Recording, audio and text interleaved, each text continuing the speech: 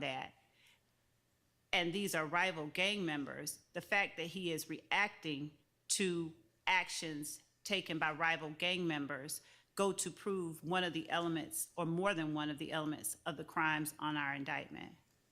So you want in those lines that you set forth, which are hearsay. So I don't see how you have presented any kind of an exception that would let this portion in. It's not offered. The fact that the truth of the matter is that Philo and Dee shot at Summer. I'm not saying that they shot at Summer. His belief that they shot at Summer is what is important. And the reaction, his, Moontunk's, and the other people that he apprised police participated in this shooting, their actions as a result of their belief that these people shot at Summer is what is pertinent. So the effect that these words had on them and what it made them do is what is important. Whether Philo and Dee shot at them, in fact, is not what we're asserting and not what we're offering it to prove. Okay. Any defense response? Specifically to this this situation, I do agree with the court that this is hearsay, but just procedurally, Your Honor, regarding all of these matters, we previously litigated this. I remember when we litigated this, I said if there's not if the state wants to get into some of these things, they're going to have to lay a foundation and outside the presence of the jury. And that was what was discussed. We were going to have to talk to him and see how he knows some of this stuff. And no one did any of that. Right. And so now he's not on the stand. So we avoided all these issues. Now he's not on the stand anymore. And now the state wants to relitigate this and get into these issues, which I believe are rightfully have been ruled inadmissible. But beyond that, we don't have the ability to ask him those questions anymore. Well, I assume for some of the foundational ones, Ms. Love must think that a foundation was laid, but I guess we'll get to that when we get to it. But she thinks that there's something about what he testified to that merits reconsideration. So, I mean, I'll listen to what that is. Your Honor, 1428 Adele Avenue is where the mother of these two people live. I remember. And so, in as much as they're shooting up these people in his mother's house because he believes that these rival gang members shot at his girlfriend, we believe that there's an exception. He testified that he personally shot at these people. There are inconsistent statements that are further in, but as to this part, he testified that he shot at Adele Avenue. Right, But he did.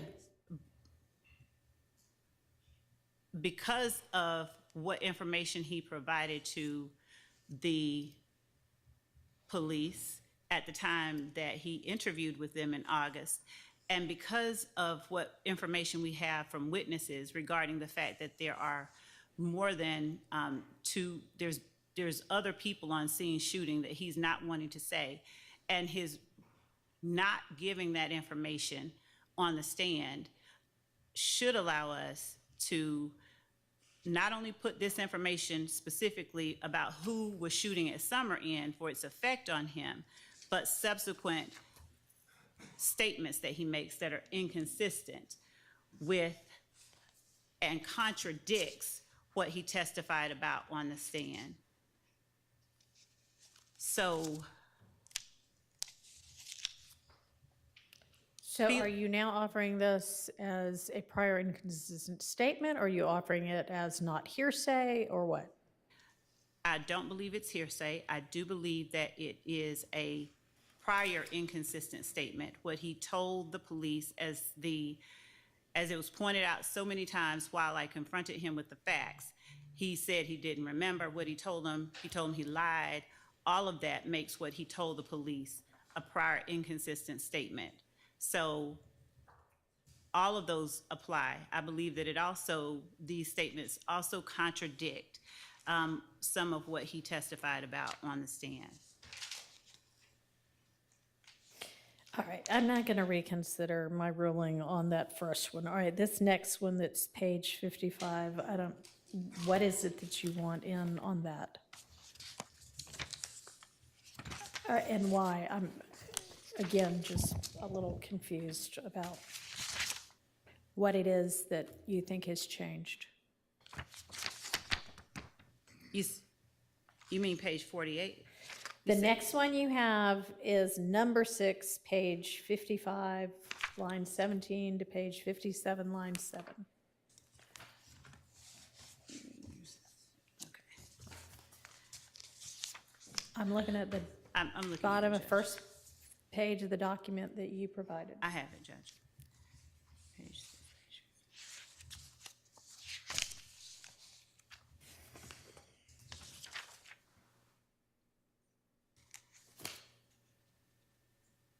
So, Judge, what he says at line 17, after being asked, so y'all don't really fuck with each other, meaning YSL and If Gang. Mr. Zachary says they didn't really mess with each other, so it was already tension in the air. But until that boy Yak, that boy that hang with Thug, had gotten into it with MDC, and I had helped him fight in the club, he is saying that that is part of what spurred on this antagonism between the two groups. Later in this interview, he talks about how the Woody jump on January the 6th wasn't what precipitated the rivalry between the two groups, and that in fact it had started about a month earlier. And what he is saying here, Judge, actually explains part of the reason that there is this antagonism. We are disproving some of the facts that this witness testified to, and we are showing the contradiction between what he testified to and what he stated previously. All right, I can't follow you.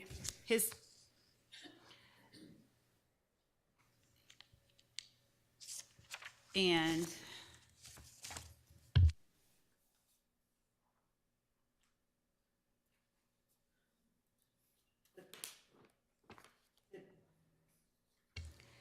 the court ruled that this was bad character evidence about Kendrick. And what we're arguing is that in testifying that he is actually coming to the aid of Kendrick in this fight with people from MDC, and in telling the police after being asked specifically what started it all, after he tells them there was tension in the air that started at this point, it goes to show the association and the nature of the association between two co-conspirators in the YSL enterprise. It also goes to explain part of what the jury is hearing evidence about in terms of this back and forth in these shootings. So the court had said it was bad character evidence. We don't believe it's bad character evidence that rises to the level that justifies its exclusion, considering the charges that Mr. Kendricks is facing. And we believe that it is relevant, contextual. All right, so for this one, you just basically want a reconsideration. It's not based on anything he said or didn't say. It's just, Judge, we really, really want you to decide that differently. All right. Because you said that. Go ahead. You said, I don't believe that you had ruled that entirely out. You said,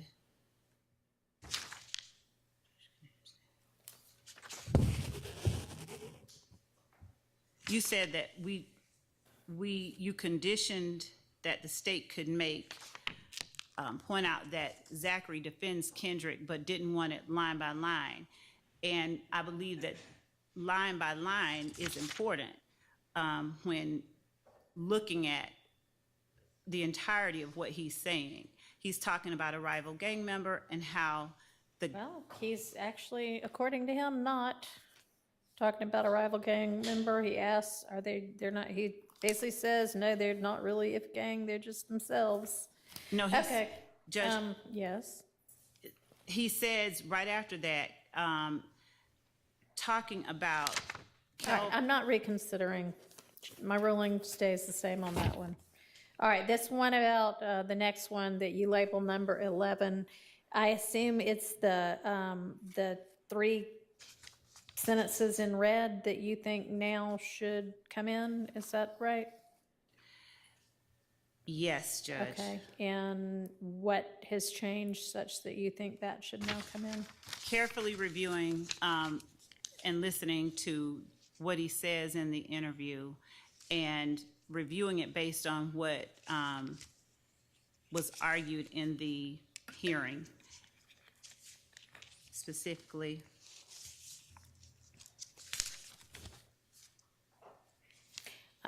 I think it was ruled out because it was speculation. actually, Judge, this I argue, Your Honor, was based on, given everything that Mr. Zachary says in his interview, this would have been based on information that he knew as a result of the communications that he has with them.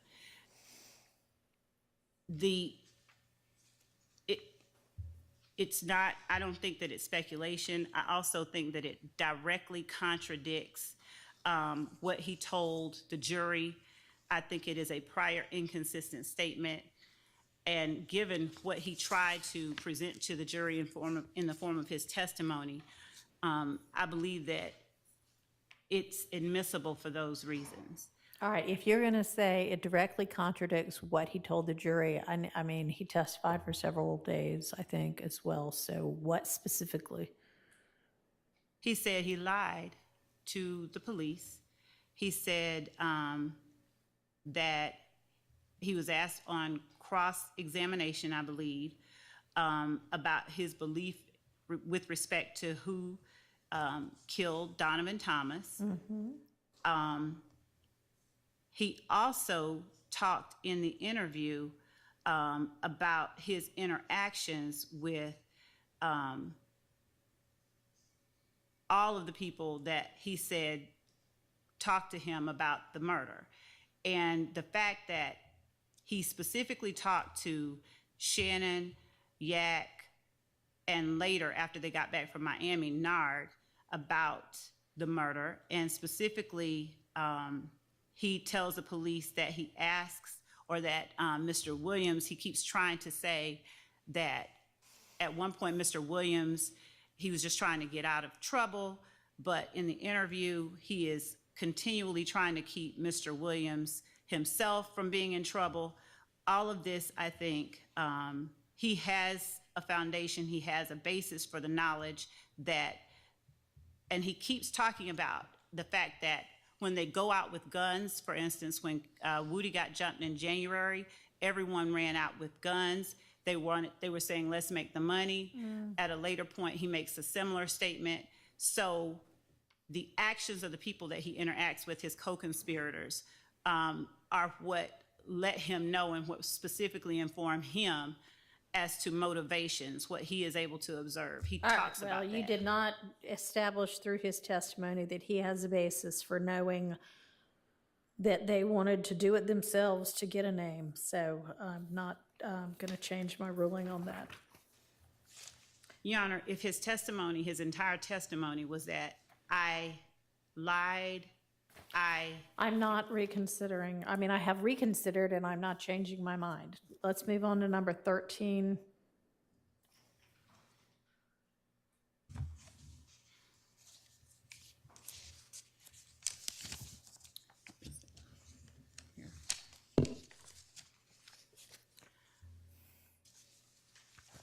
Just one second.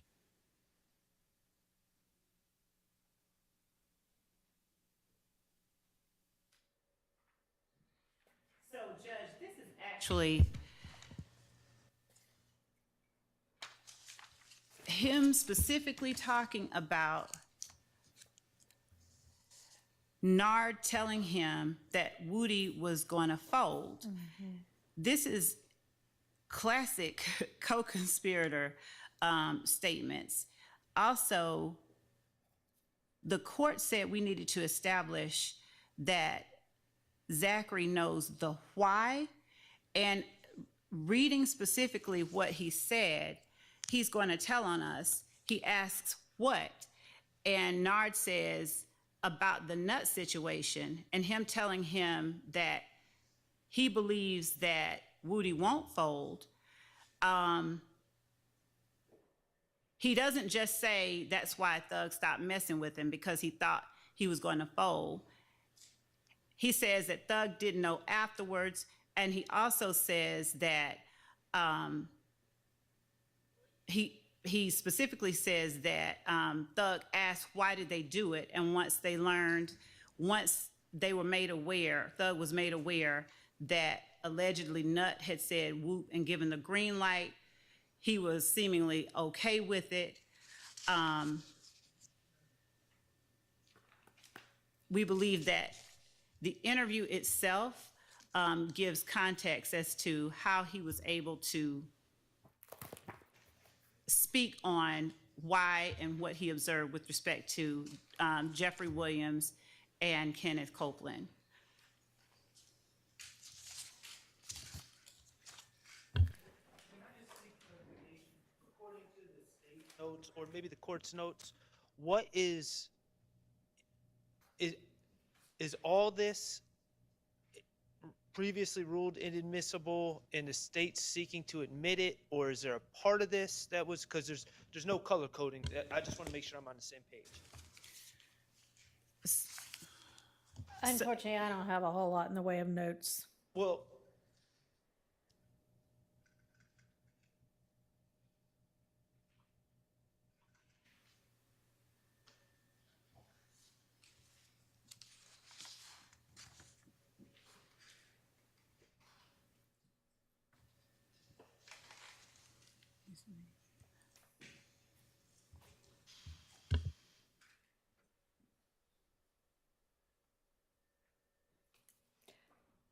Does anybody? I do, but, my notes are only as good as the person that takes them. So, but I have that the part that's being kept out is that's why Thug stopped messing with him because he thought he was going to fold. That was the part that was coming out because, and it was out unless a foundation for his knowledge, Quindarius's knowledge of what Jeffrey thought. Right, okay, that's my recollection. Right. It's just that bit, not the conversation beforehand. Correct. Yeah. So, Ms. Love, what has now established that he had a foundation for knowing why Thug stopped messing with him?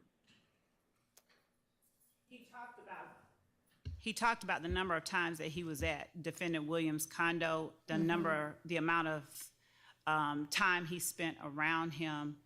I think that anyone that goes to anybody's house visits as often as he testified that he did, and has known someone as long as he said that he has known Defendant Williams, has established a foundation for being able to testify that someone stopped messing with another person for a particular reason. Okay, so that's insufficient, so that ruling stays the same as well. All right, next is number 15, and it's the two Part of what in green. The two in green are what the court kept in. I don't, with respect to the part that the court kept out, it strikes me, given that Kelvin Treadwell is an alleged co-conspirator. He is not only alleged to have been someone that took the guns and the vehicle, based on what Mr. Zachary told the police, away from the scene or away from, to secret it away from authorities. He's also the person that called Demise McMullen back to shoot at All right, Dexter. the first part is about selling drugs. So one of the portions of the reason for the conspiracy existing here in this case is that they sell drugs and narcotics to further their enterprise. The indictment, the language of the indictment, and other acts that we have shown specifically about the use of drugs, the sale of drugs, and how they, it is one of the. Let's not make the same arguments that have already been ruled on. What is it about the testimony that we heard from Mr. Zachary that should change the ruling on this? Well, Your Honor, I think that the court ruled that it was irrelevant, the discussion of Bentley selling drugs. And I think that the court said that it did not know whether Bentley sold drugs to the benefit or for the benefit of YSL. Yeah. But I believe that the court has also heard evidence, and this was something that was not presented as an argument, that in the Dexter Montgomery shooting, when Walter Murphy went back, or when he was called along with Demise McMullen to come and defend Kelvin Treadwell or O.G. Bentley, that he came from the spot, that it was, they kept guns at the spot, at the trap spot, and that this was O.G. Bentley's spot. Mm-hmm. And given that this is, we believe that this is just pertinent information, given everything else that Quindarius Zachary said in his interview to the police about Kelvin Treadwell, about the drugs. I'm not going to change my ruling on that. And with regard to the second part of it is clearly still total speculation. That when we move on to what happened to the car. It's only, and actually, Your Honor, I should have been clearer. It is only the portion about the guns, the drugs that Kelvin Treadwell sells that Mr. Zachary told the police about that we were trying to get in, not the part about whether or not Nard wrecked. Okay, well, I was moving on to that part, so I'm not changing my ruling on the first part, and you didn't even want the second part, so, okay. So, Your Honor, with respect to the court's rulings on all of these matters, given the testimony that Quindarius Zachary gave, is it that if, when he said he doesn't remember, was a hostile witness to the state and gave pertinent, relevant information to help prove the state's case in the interview, is it that because he won't say that on the stand that the court is keeping this information out? No, ma'am. It's for the reasons that the ruling was based on before. Let's move on to number 16. And what is it about this that now you think should come in, and why? All of it?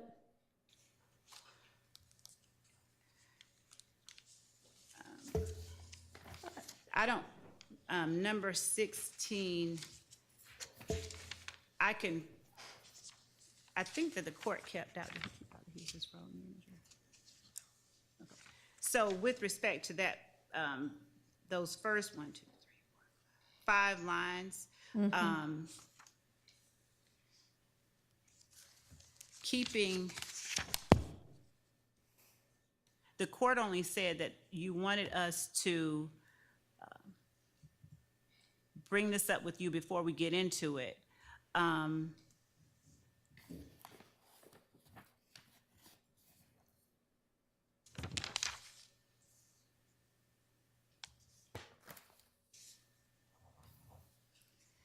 Getting in that, hold on just 1 second.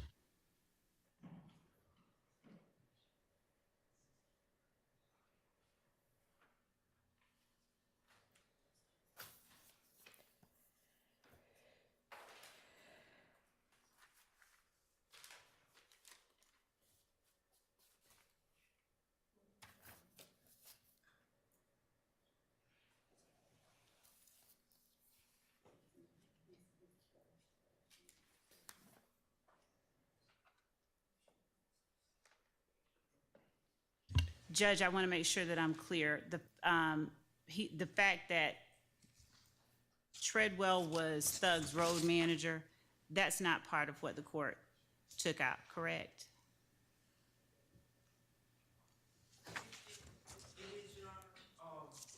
In fairness, when we went through this, the main focus was the speculation about what Donovan Thomas's sister knew and her reactions, and then just kind of gossiping on that.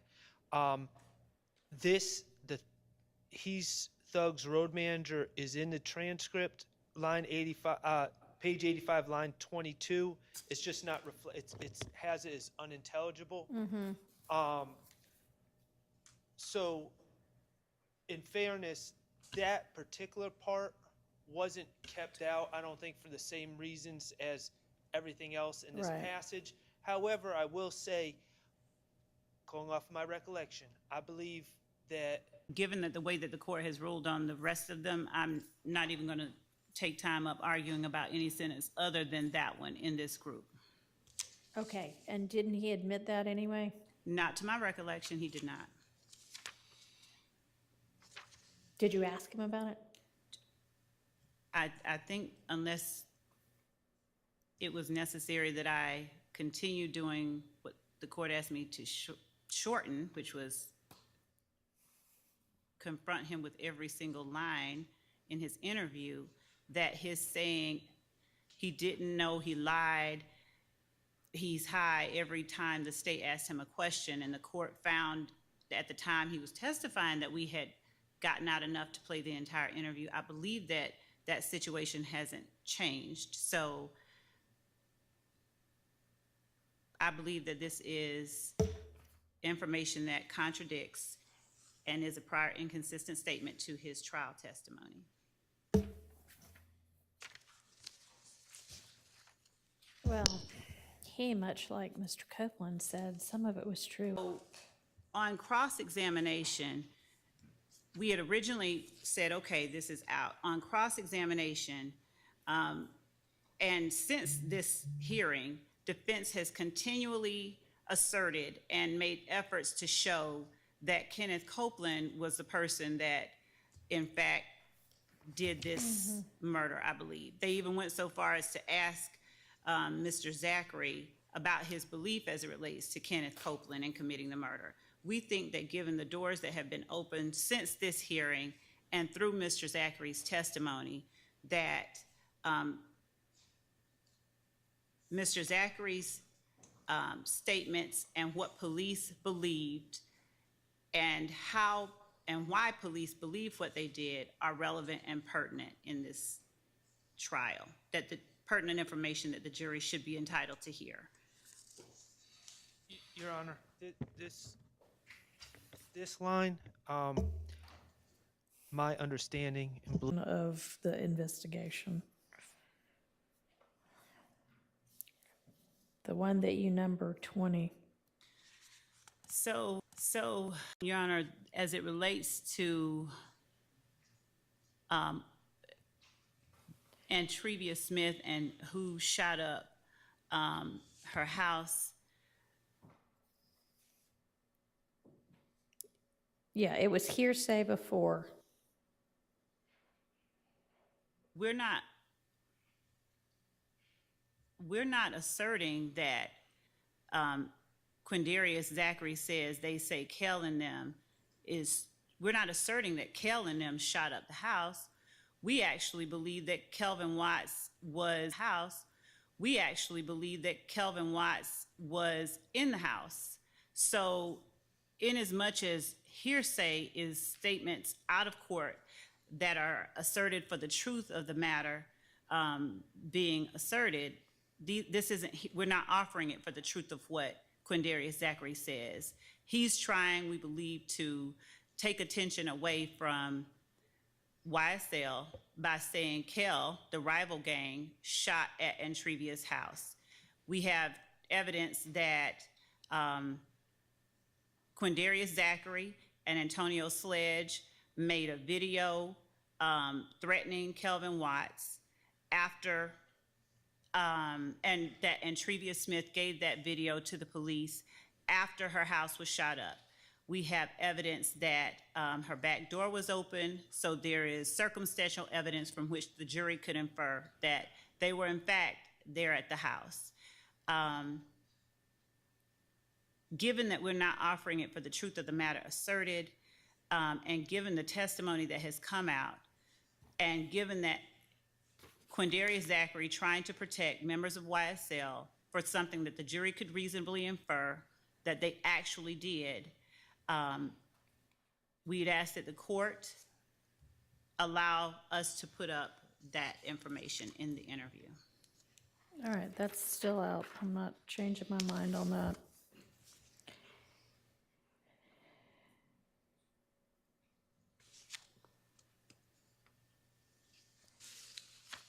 So 21, it was, did you establish that Mr. Zachary was present?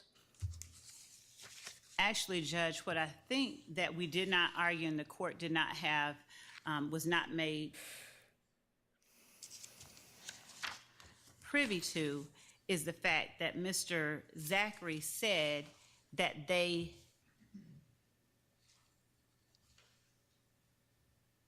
I'm sorry, just one second, that Mr. Zachary said that they came back and said, we just shot up Lucci's mama's house. My understanding is that the court said that we needed to prove that Shannon was present when they said that, and that under those circumstances, it's admissible as an adoptive admission.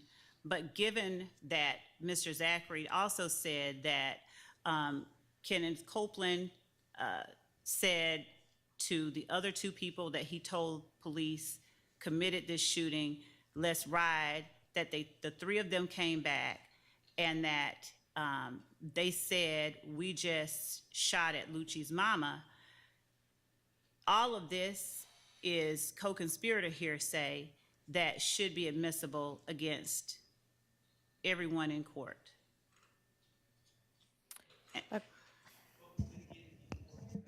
And Your Honor, if the court is really not going to grant reconsideration, but will summarily deny, I'm not summarily denying anything, or we'd be done and we'd have the jury in here. I'm listening to what you have to say about everything. this is a co-conspirator statement that proves elements in this, of the offenses charged in this indictment. We'd ask that the court reconsider and allow the state to put in evidence that. All right, so what did you establish that Mr. Stillwell was present when Copeland said, we did it?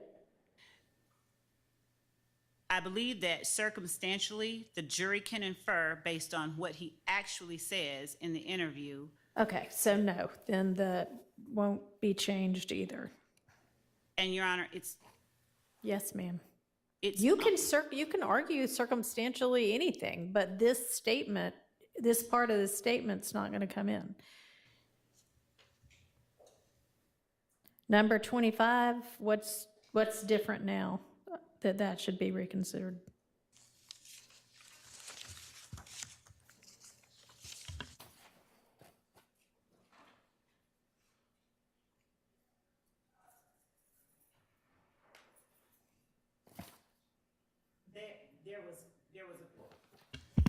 There was, I think, a specific cross-examination question about Mr. Zachary's opinion regarding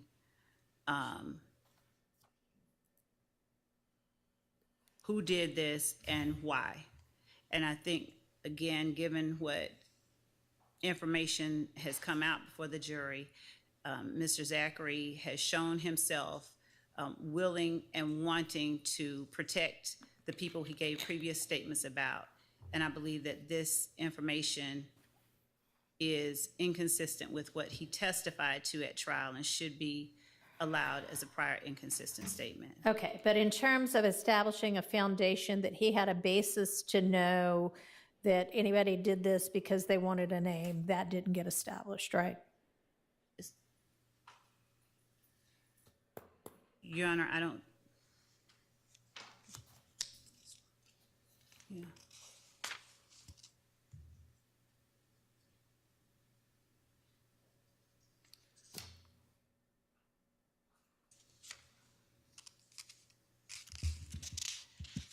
Your Honor, so is the court unwilling to consider what was said in the actual interview as I already establishing? considered what was in the actual interview as establishing or not establishing, and I made my ruling. So if nothing in the testimony developed that foundation, then the ruling stays the same. So that would take care of number 29. And then, well, I'm sorry, 28, 25 and 29, which takes us to 30.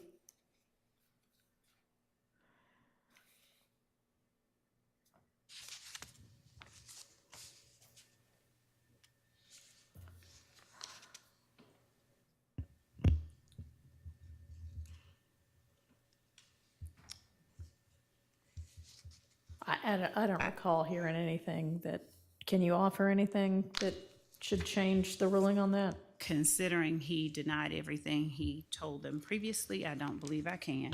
Okay. And then what's 32? Judge, I'm not asking for any more reconsideration. Thank Okay. you. All right. Okay, let's get Mr. Sprinkle back and the jury out.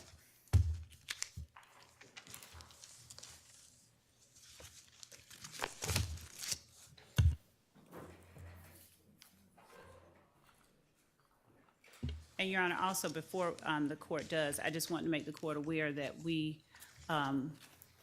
did make efforts to get this video extracted and not pixelated, and it's going to be pixelated unless it's played through evidence reviewer, so we will be having to play it through evidence reviewer. We were not able to get a way to play an evidence reviewer video cleanly and plainly without evidence reviewer itself.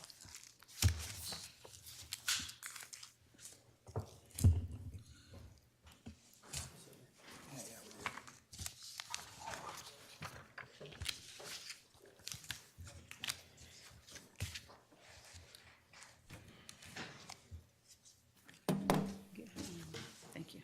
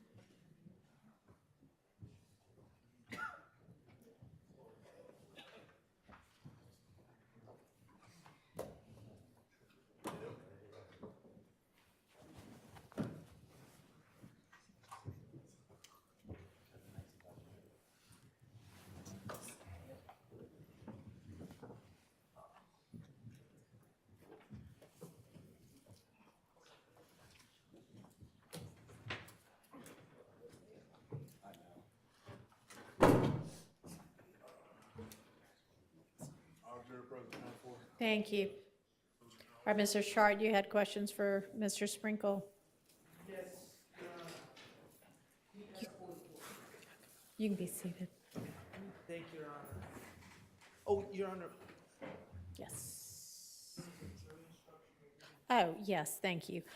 Ladies and gentlemen, so before we broke for lunch, there was some discussion with this witness about comparing Defendant Stillwell Exhibit 44, which was a picture with a State's Exhibit 510, which was essentially the same picture, and there was a little box. And I just wanted to let y'all know that there was nothing in that box at the time it was introduced into evidence, because at that time it hadn't been established what the box meant or if what was in the box could come in or anything like that. So that's the reason that there was nothing in that box. There's not anything nefarious about that, okay? All right, just want to let y'all know that. Okay, go ahead, Mr. Short. Thanks for the reminder. Your Honor, permission to publish DS 44? Yes, you may. Actually, you know what, 510Y? Do you have 510Y? Okay, DS 44. You may.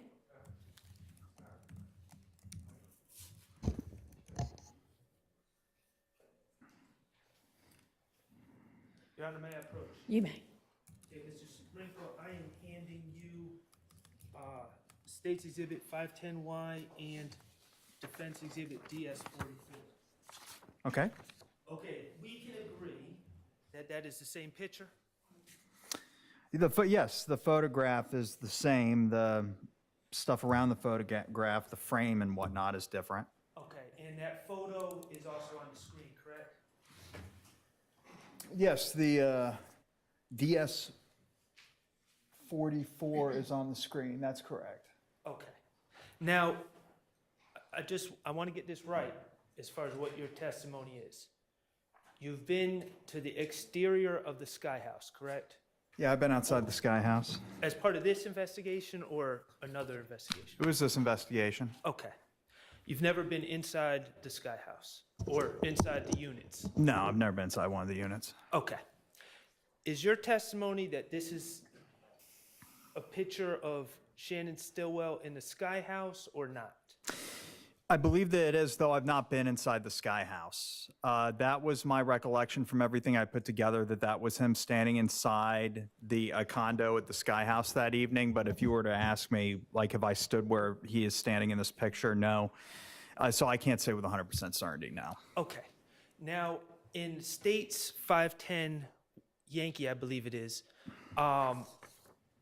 there's a date and time on that photo, correct?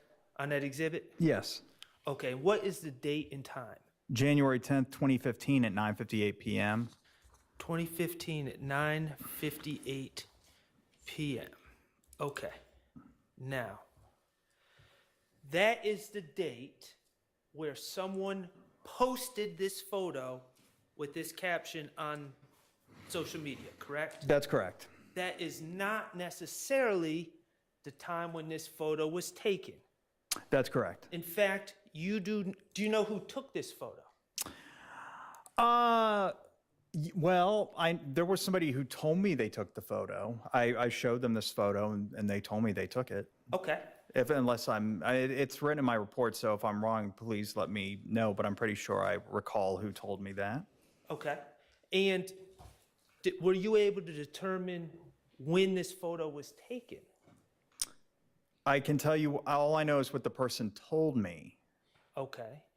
You're not, and I don't want to elicit hearsay, but you're not, please keep that up, Mr. Kokomo.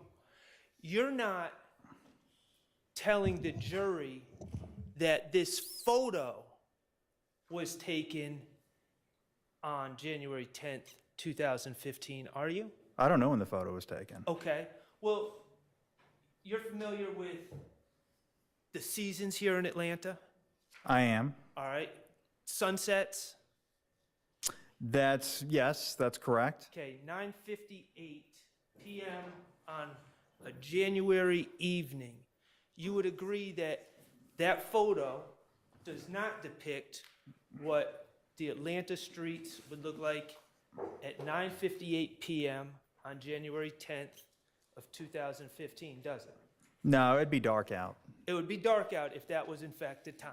That's correct. Eastern Standard Time, it would be dark out. Okay, so bottom line is, this is Shannon, but we do not know, we don't have any information to say when this photo was taken. That's correct. Okay. Well, I was told when it was taken, thereabouts. That information, I understand that we're getting back in this hearsay. That information wasn't that it was taken that day, was it? That's correct. It was taken another day. That's correct. All right.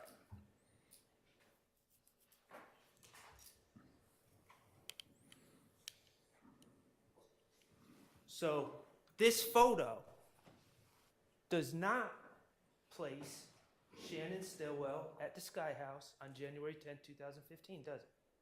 Maybe it does, maybe it doesn't. I don't know. Okay. I don't know. Like I said, I don't know when the picture was taken. Your information is it wasn't taken on January 10th. That's well, it was posted on January 10th, but I don't. Like I said, I know that's not. I don't know that it was taken on January 10th. If the person who told me something else says otherwise, then it wasn't, or was telling me the truth, then it wasn't. Okay. Let's talk about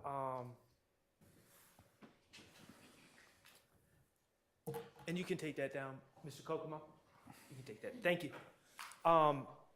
You became involved in this case in January 2016, correct? Around that time, it may have been a little bit before that, but that was when I really started getting involved. And I've read your report. You reviewed certain work done by other individuals, correct? I did. Okay. Now, my question to you is, were you provided with Detective Thorpe's file? I was. His entire file? Well, I have what he gave me. Was that everything in his file? I don't know. I'm sure I asked him for everything in his file. I hope that he gave me everything that he had. Do you have his rough notes? I don't know that I did. No, I don't think I did. If it's not so with me, everything that I receive would be digitized. So if it's not in, like in other words, if I were to get something like rough notes, which if he were to just give them to me, which would be unusual, and I would remember something like that, I would have immediately scanned them anyway, and they'd be reduced to digital form. If they're not in the digital case file, then I don't have them. How about Investigator Dennis and Investigator Gaither? Did they give you case files? They gave me. I wouldn't go so far as to say well, I guess it depends on what you define as a case file.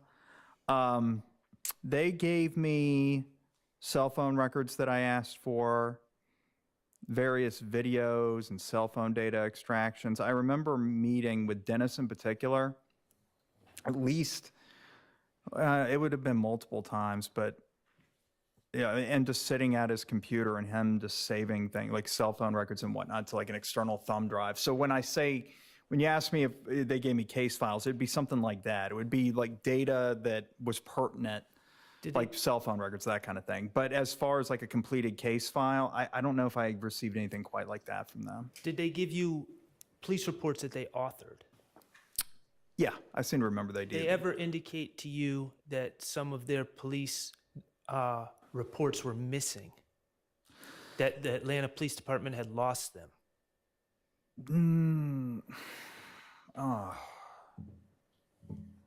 No, I don't recall. I don't recall anything specifically about any police reports being deleted. But they don't type them on a typewriter. There should be a database. I've never heard of that. I don't know how they would just be deleted. There'd be an audit trail or something. So no, I don't recall anything like that. It's not to say that nothing about like that was said. I just don't remember it. Right. There would be a trail, an audit trail for reports that are typed in, but then go missing, correct? Well, yeah, you would think, right? Like I said, they don't type them on a typewriter. It's some sort of database. I mean, I guess maybe I'm speculating a bit, but it's just common sense. Judge, I would object speculation if this witness can't say. Let's talk about these videos. When you received the case file, we had a surveillance video outside the barbershop from various angles. There were 2 angles, I believe, that were pertinent anyway. I think it was 3, but I got you. Okay. And then video outside the Texaco. Yes. Okay. I'm going to ask the same question since you volunteered that Mr. Copeland is not on the Texaco video. Do you see Mr. Shannon Stillwell on the video No, outside the Texaco? you do not. Okay. Now, as part of an investigation, leave you out of it. Part of an investigation is to obtain surveillance video, correct? Yes. And now when you take over, you said January 2016. I'm saying take over. Maybe that's not the correct word. You became involved January 2016, correct? That's correct. All right, that's a year after this incident. That's correct. Okay. Is it fair to say that over a year's time,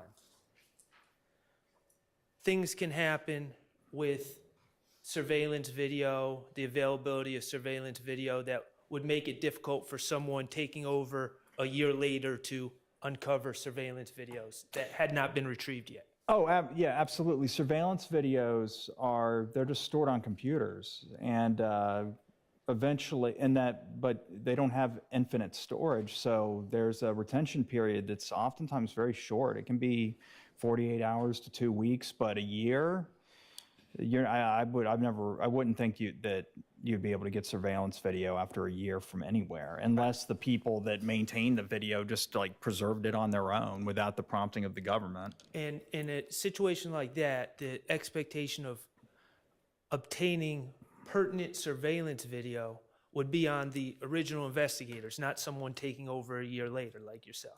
Yeah, I mean, maybe particularly back then. I mean, maybe now with all these private companies like Ring, maybe they retain their video a little bit longer, but like a gas station where they just have the storage mounted inside their facility on like a hard drive, yeah, you're not getting video after a year unless, like I said, they took the initiative on their own to preserve it. And these time limits they're known to law enforcement. You know about these time limits, right? Oh, yeah. Okay, it's not a secret. No. Okay, and that's why it's important to obtain surveillance video quickly in an investigation. Yes. It's going to be pertinent. Okay, so Green Store. You know that is Mommy's Grocery on Glen Street, correct? That sounds right. I'm familiar with the Green Store. I can't recall the specific address, but that sounds right to me. A minute from the barber shop. Okay, I don't know if it's About right? I don't know if it's quite that close. Okay. Question that I have, when you took over this case and reviewed the statements, you became aware that Kenneth Copeland placed himself at the Green Store, according to his rendition of events, at the approximate time of the shooting, correct? Objection, Your Honor. Misstatement and of the Can facts. you rephrase? Kenneth Copeland placed himself, upon your review of the work that had already been done on this case, you became aware that Kenneth Copeland, in his statements to police, placed himself at the Green Store at the approximate time of the shooting. Wait, placed himself at the Green Store. Again, I don't know, because the thing, he wouldn't have, during his statement, he didn't know the exact time the shooting occurred. So I don't know that he would be able to say that I was there when the shooting occurred. I know, but you have reviewed surveillance, you've reviewed the times. And what I'm asking is, did Kenneth Copeland place himself at the Green Store, to your knowledge, at the approximate time of the shooting? So if the 911 call was at 7:22 p.m., which I believe it was, from what I recall, Mr.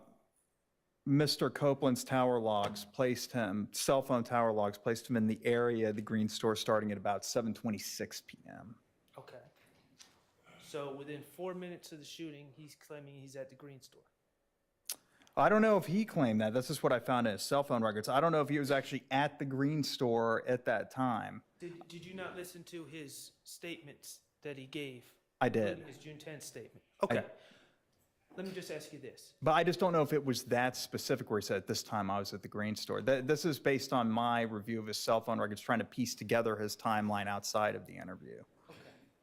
In your review of the case file provided by Detective Thorpe, did you ever see any surveillance from the Green Store? No. did you ever make any efforts to obtain surveillance from the Green Store? No. Okay. McDonald's on Cleveland Avenue. I'm gonna ask the same question. In the case file provided by Investigator Thorpe, did that have surveillance from the McDonald's on Cleveland Avenue? It did not.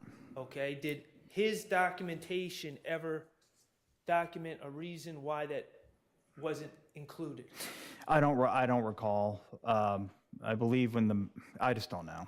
I don't know why it wasn't And included. as part of your investigation, albeit after a year, Hmm. did you ever obtain any video from McDonald's? I didn't. All right. One last thing. Do you have your report in front of you? I do. Okay.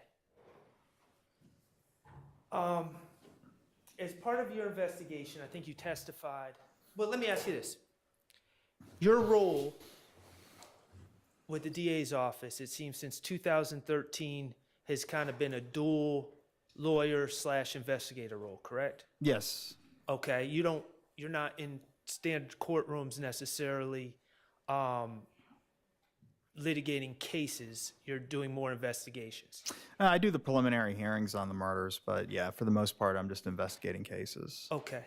Now, as part of your role in this special role within the DA's office, have you obtained training about forensics and evidence collection and things of that nature? That's a broad question. I've been to there. Yes, I have attended training and CLEs and that kind of thing. It may be a little bit more specifically. Okay. You're familiar with gunshot residue? Yes. Okay. And one of the places gunshot residue can be looked for is someone's hands, correct? Yes. Okay. And hypothetically, if I were to hand or fire a firearm, Objection, Your Honor. This is improper for this witness. I think that's a foundational objection. I'm going to ask him about the work he did in a second. A hypothetical. I'm just getting there. Okay, well, forget about the hypothetical. Can you test someone's hands for gunshot residue? Yes. Okay.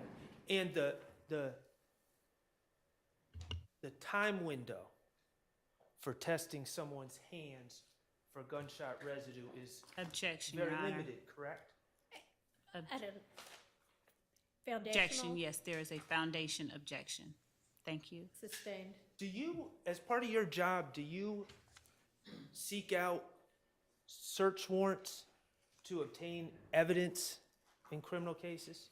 Yes. Well, I draft them and review them with the DA's office investigators primarily, and then they seek them out as the affiants. So much like a homicide detective, you're able to look at a scenario, decide what sort of testing you would like on a certain piece of evidence, and then have the investigators that work with you draft such applications for a search warrant.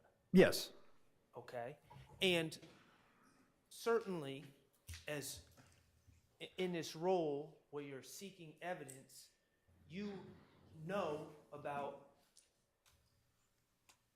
the rules of evidence collection and what can be collected and the timelines that it can be collected in? Yes. Okay. Your Honor, I'd move to, I submit that ADA Sprinkle is an expert in gunshot residue collection. No, I don't think that's been established. Okay. Did you seek gunshot residue testing in this case? Well, I certainly contemplated on one specific item, but that ultimately didn't work. Well, you in fact drafted a search warrant. I did, yeah. Okay. So let's go back. Hands, there's a limited amount of time that you can search for gunshot. Objection, residue, correct? foundation. You need to establish that he if you can, whether he knows that. Do you know about the timeframes general as they apply to the collection of gunshot residue off of different types of objects? No, I don't know that it's static. I don't know if it's, the particulate matter that is expelled from a gunshot just dissolves after a certain amount of time. I don't think that's how it works. Right, it remains. That's And- your understanding, is it remains. Unless there's some external force that removes it. Like sweat or washing your hands or something like that, Objection, correct? Your Honor. Foundation. Sustained. Okay. The rules for those timeframes are different from hands to other objects, correct? Objection, Foundation. Sustained.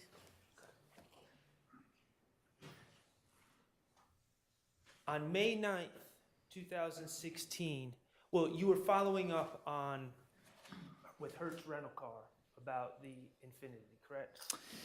It would have been around that period. I don't remember if that was the specific day, but that sounds about right. Okay, and through investigation, you were able to determine the actual VIN number of the Infinity, correct? Yeah, I believe it was just within the records that is Hertz sent us. Okay, and on May 9th, 2016, you located that actual car, the Infinity, correct? Not me personally, but investigator, well, maybe I figured out where it was. Somehow or another, we figured out it belonged to a private citizen in Mississippi. Miss Cleveland, who lives in Como, Mississippi, correct? Irma Cleveland, yes. All right. And you confirmed that the car, the physical car, was in fact in her driveway on her property, correct? There's some law enforcement officer who drove out there and photographed it. Okay. And on May 31st, 2016, you would agree that is 1 year, 5 months after the Donovan Thomas shooting, approximately 1 year, 4 months? Yes, that's about right. Okay.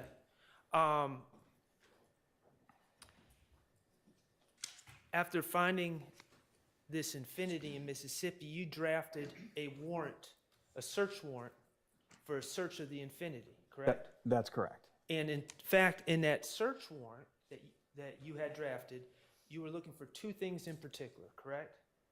I remember gunshot residue was one of them, I believe, and also some data from the computer system. Right. You were interested in extracting the contents from the computer system of the vehicle, the Infinity. Mm-hmm.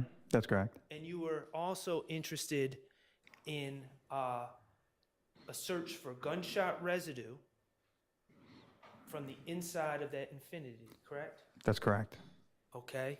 Did you specify what parts of the car that you were seeking to have searched for gunshot residue to have wiped? Well, I don't have the draft in front of me, but I would imagine the headliner, the cloth that kind of Okay. that is affixed to the ceiling of the vehicle. Why would you have chosen the headliner? Just in my experience, that's traditionally what's analyzed for gunshot residue inside a vehicle. It's made of cloth. It is. Well, I usually, I guess now that you mention it, I don't know for a fact that the headliner in this particular vehicle was made of cloth. Okay. And it also would be at the top of the vehicle where the particles are likely to shoot up when the gun is expelled, correct? Or when That's the gun is correct. expelled. Mm-hmm. Okay. Objection, Your Honor. Foundation, relevance. 403. Sustained as to foundation. Well, as the drafter of the search warrant, you felt the place to look for gunshot residue was the headliner of the vehicle. Yeah, I don't remember if that. Asked and answered, and with Well, respect to overruled foundation Because he didn't answer the last one because there was an No. objection. and You didn't foundation. answer that. You thought the headliner was a good place to look. Yeah, I don't know if I just in the search warrant I said only take out the headliner. It was probably broad enough to allow the law enforcement agents that be executing the search warrant broad latitude in the surfaces that they analyzed.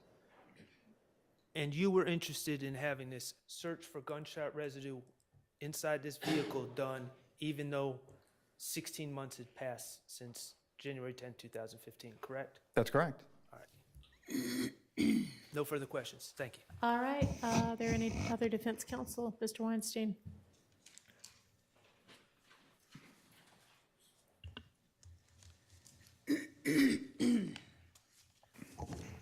Good afternoon, DDA Sprinkle. How are you? Very well. How are you? I believe we met once before, but my name is Doug Weinstein. I represent Diamante Kendrick. Okay. It's good to see you again. Good to see you too. So you've had some testimony today about people's general location with respect to cell tower, excuse me, cell tower data that you collected, correct? That's correct. That's correct. And for a cell tower, you generally have, for example, in some towers, you know the tower and it might have 3 antennas, each of which, for example, have a 120-degree arc, correct? Yeah, that's the general rule. Yeah.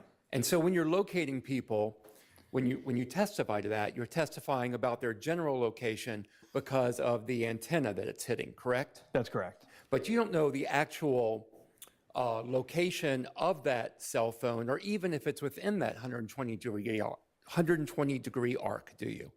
No, you don't know. Well, there's a good chance it's within that 120-degree arc, but the exact location within that arc, no. When you say a good chance within that 120-degree arc, I mean, you went to Georgia Tech, right? Yeah. In the engineering school? No, public policy. So you never took, for example, fields and waves over in the EE department? No, I didn't. Okay. And so, but you're not aware that electromagnetic signals bounce? Well, I'm generally aware of that, yeah. Okay. Just like, if you shoot a basketball up at a basket and it comes down from the backboard, it doesn't mean the person shooting the basketball was behind the backboard, right? Right. Okay. So when you say that someone's located at a particular location, that's just because of where the antenna is, right? That's right. Okay.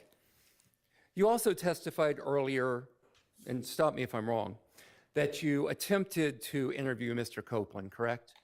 Well, I desired to. He had an attorney, and ultimately, it just didn't happen. Like, there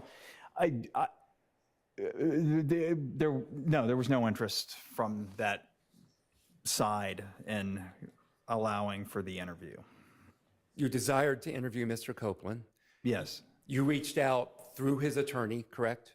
If I remember correctly. Well, yes, it definitely would have been through his attorney, and all I know is it just never happened. I can't recall exactly what the conversation was, but I do know it never happened. Did his attorney say, yeah, Mr. Copeland would love to be interviewed. Let's Objection, make Your Honor. a date for that. Sustained, he just said he didn't remember. Okay. Let's jump to one more thing, then I'll be done. The gas station video from the Texaco, the one that's exterior to the gas station. How many times would you say you viewed that video? Wow. Roughly. 75 to 100 times. And you saw someone that you believe to be my client, Diamante Kendrick, right? Yes. And you saw him in the Pontiac Bonneville, correct? Yes, And you saw the Pontiac Bonneville pull out of the gas station. I did. And Mr. Kendrick was in the Bonneville when it pulled out from the gas station, correct? He was in the driver's seat. Of the Bonneville. Yes. He was not in the Infinity, correct? He was not. Thank you. Any other defense counsel have questions for this witness? No. Okay. Is there redirect? Yes, Judge. Okay, go ahead.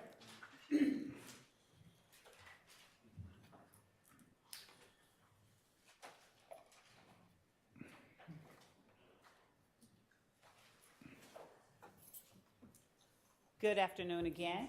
Good afternoon. You were asked on cross-examination by Mr. Adams whether or not you saw communication between Demise McMullen and Kenneth Copeland. Correct. Paul, Yes. what was the number that you were able to obtain for Demise McMullen?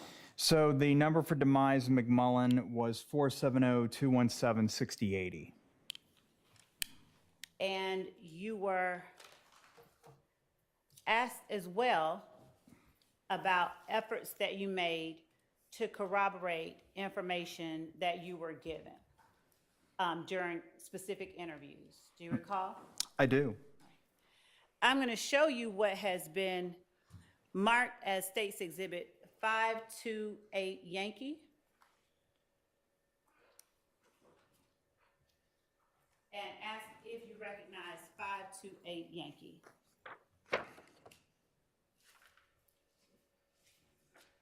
I do. How? This is a picture that I obtained from Justin Cobb's Instagram page that I screenshotted. Okay. Why did you, let me ask you first, is 528 Yankee a fair and accurate copy of the screenshot that you got from Justin Cobb's Instagram page? Well, yes, though it's cut off a little bit on the right, where the timestamp is, the last number of the timestamp, it just says 201.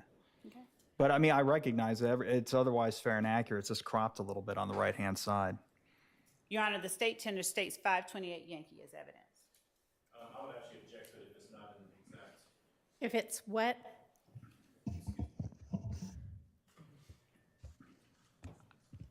I would actually object to it if it is not as he remembers it to be, if it's been altered, or if it's not the same that he has viewed previously. Okay, well, it is admitted, subject to the understanding that the date isn't to be relied on because we can't see what the date is. And I'd also object to any hearsay that may be contained within that document. I don't know if there, I don't know what the exhibit is, so is there, is that an issue I need to take up? I don't believe so, Judge. I mean, I can show the court in. Okay.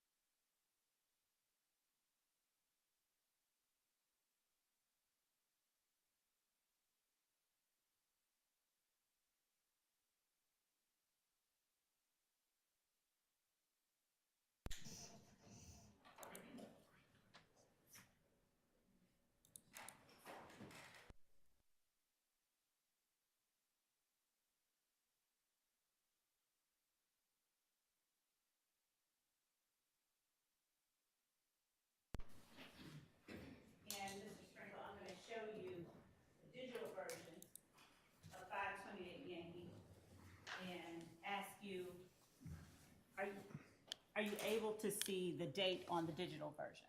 I am. Your Honor, the state tenders 528 Yankee and ask for permission to publish. Okay, so are you gonna, it'll ultimately be, are you just gonna make a better copy and substitute? All right, that's fine, then it's admitted in full.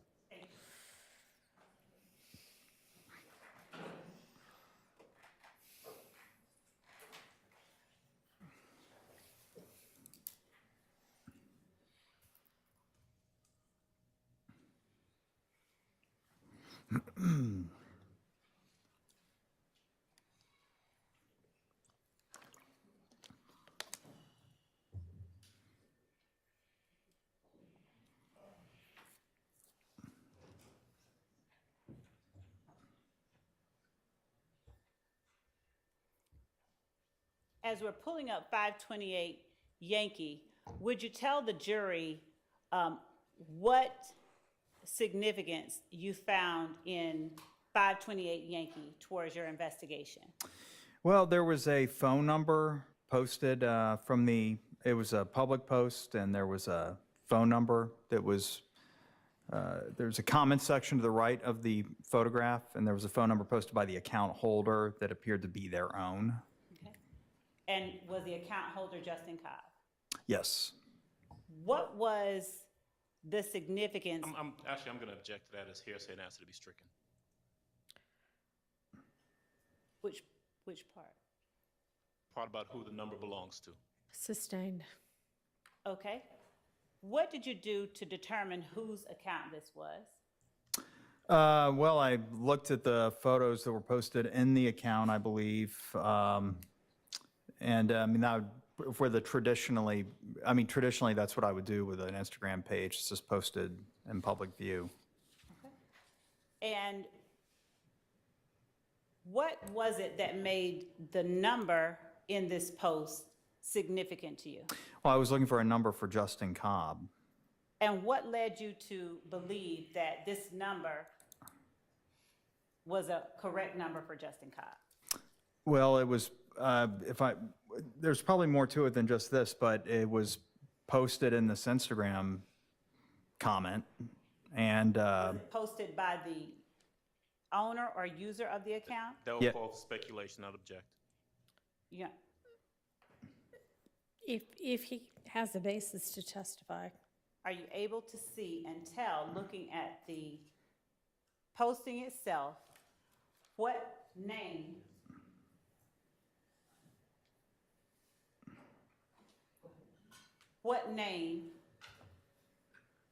the number is next to? What I would handle renew the my number objection is and also next to? object on the basis of hearsay if he's reading from a document. It's already in evidence, Your Honor. And, Okay, and Your Honor, when we were up here at the bench, so, Your Honor, I'll ask additional questions that I think will, sustained. okay. So, after seeing this Your Honor, number, I have a motion, please. May we step up? Yeah. I'm going to excuse y'all to the jury room.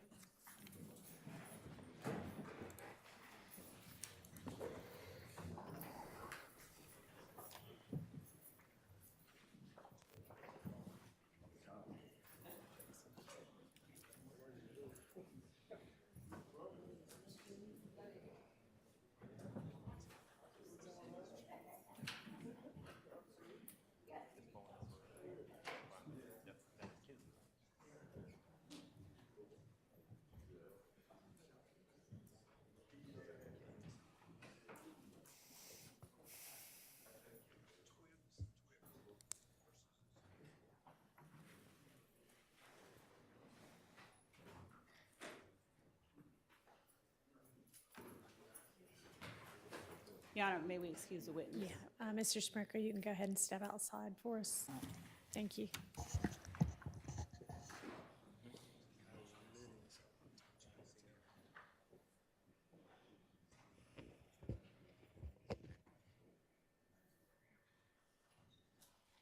Your Honor, so Your Honor. well, first of all, my motion is a motion for mistrial based on the actions of the prosecutor. My objection initially to the item was that it contained hearsay. The state represented at the bench that it was not hearsay. There was no hearsay contained in it. We did not address the issue of what the state already knew, which is that there was a phone number attached to it that she was going to try to elicit testimony from this witness about who that phone number belonged to. That in and of itself is speculation, but it's certainly hearsay. The document can't authenticate itself. I believe the site for that proposition is Twiggs versus State. It's 315 Georgia Appeals 191. So this witness can't look at a document and say that it says this phone number is from Justin Cobb's Instagram or social media posting, this is who it belongs to. So that was my objection. I believe the objection was well-founded. I believe the state purposely put that up there after misrepresenting as to whether or not it contained any hearsay in it, and based on that, I would move for a mistrial. May I respond? You may. Judge, Can somebody put the document up? I don't see. yes. Would you put it up?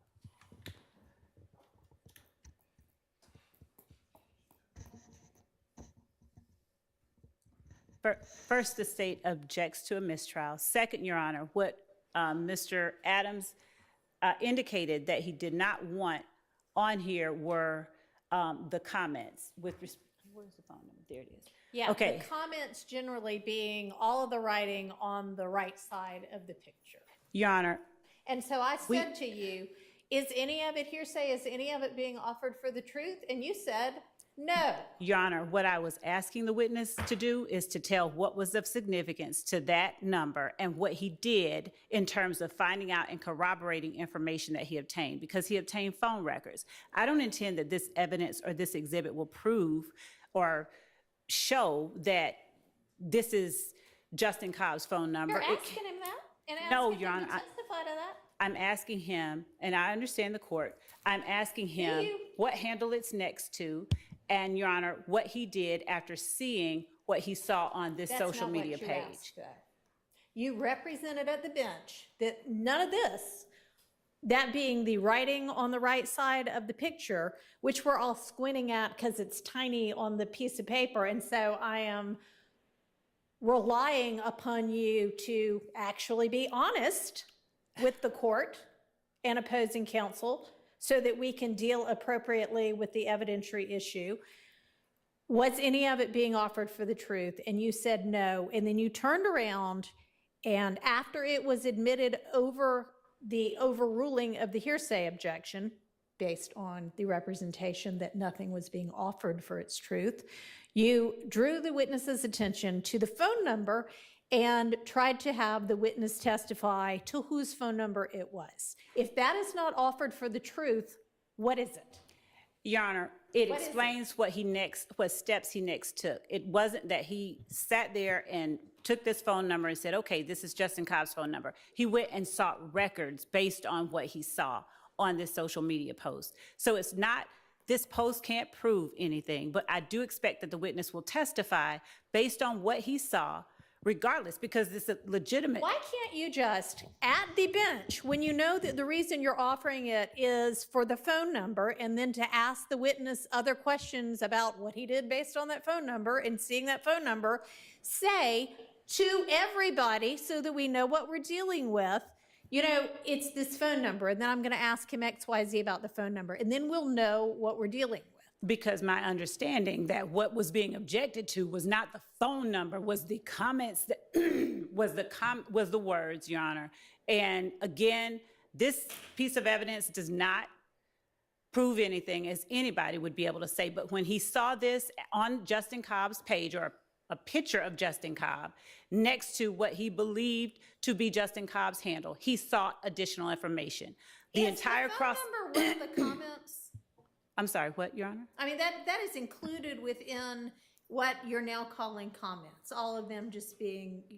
And I asked at the bench what comments they were asserting was hearsay, Your Honor. I literally And asked I that. asked at the bench, is any of this being offered for its truth? And Your Honor, it's being offered to explain DDA Sprinkle's actions that he took next. Your Honor, these records have been collected as part of what he did in this investigation. He was asked on cross-examination, did he take particular steps to corroborate what was given to him in certain interviews? That was the preceding question before I asked him about this particular post. So the state intended and intends to introduce the records that DDA Sprinkle produced or obtained after seeing this post. This post can't suffice to prove that that is Justin Cobb's number. This post only explains why DDA Sprinkle got the number and why it was significant to him in this investigation, where his steps and actions are being questioned. But you know, Judge, we don't get there. I hear what the state's saying, and it's disingenuous because we don't get to the second step that they're talking about, what records he procured and why he did what he did, unless we go through the hearsay statement that's contained in the portion that I objected to. And the court is accurate. I was there, and I asked for everything that was on the right side, all of the verbiage to be. I said that that was hearsay. The state said it was not. It clearly is, because to ask him that specific question, I mean, listen, none of us are obtuse. I asked- here. It is what it is. I think that the state was disingenuous about it. The state's being very slippery in regards to their response to the court's questions. I think it's willful, and I think a mistrial is appropriate. And I'm I asking mean, I for one. can't figure out what it is. If it's disingenuous, if it is that, I mean, I don't want to malign the prosecutor standing in front of me right now, so I'm not going to say the possible things that it could be, but it is baffling to me that somebody with the number of years of experience that you have, time after time after time, continues to seemingly purposefully hide the ball to the extent you possibly can for as long as you possibly can. And I really don't want to believe that it is purposeful, but honestly, after a certain number of times, you start to wonder how it could be anything but that, unless it is just that you are so unorganized that you are throwing this case together as you try it. And I am sorry to say that. But this case is being made much more difficult for everybody because of the haphazard way in which it is being presented. I'm going to take a recess for a few minutes. I'll have a ruling when I get back.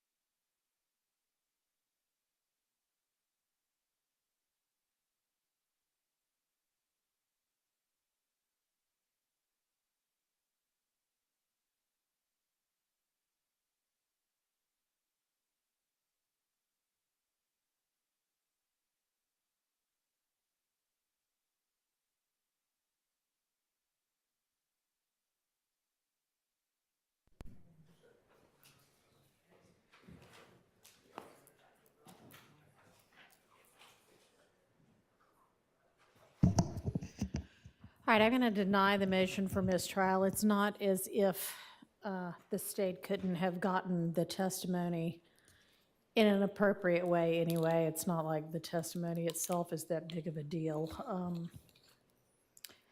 But I am going to, I'm going to exclude that statement and just tell the jury to disregard the statement and any testimony that had anything to do with the statement. So let's get Mr. Sprinkle back. Did you want to put anything on the record, or are you just getting ready for the jury? I'd like to put just a matter Go before ahead. the record for the court. All right. Your Honor, this is from United States versus Roberts, Roberts. It's 640F second 255. It's the Ninth Circuit, 1981. It's been cited many times. It specifically says that continued prosecutorial misconduct may show a course of conduct establishing the intent to provoke a mistrial and bring into play double jeopardy considerations. You have not been here the whole time, and we thank you for being here. And I know you got my motion. I know, and I know what your argument is. Here's the thing: is that, and I understand what that law says as well. Ms. Love does not appear to be trying to get a mistrial so that she can try this case over again, which I know if that were what she was doing, she wouldn't be able to try the case over again anyway. So that's just not applicable here. Now, is there continued prosecutorial misconduct merits a mistrial anyway, based on that? Yes, potentially we get to that point at some point. But there is not what the court's vantage point is. What they think, but I will say this. This is not becoming information, not answering the court, arguing with the court, and I think that it does rise to a level now, but I understand what you rule. But I think that we're well beyond it. And the reason I said promoting statement is it's literally from the Oh, I see.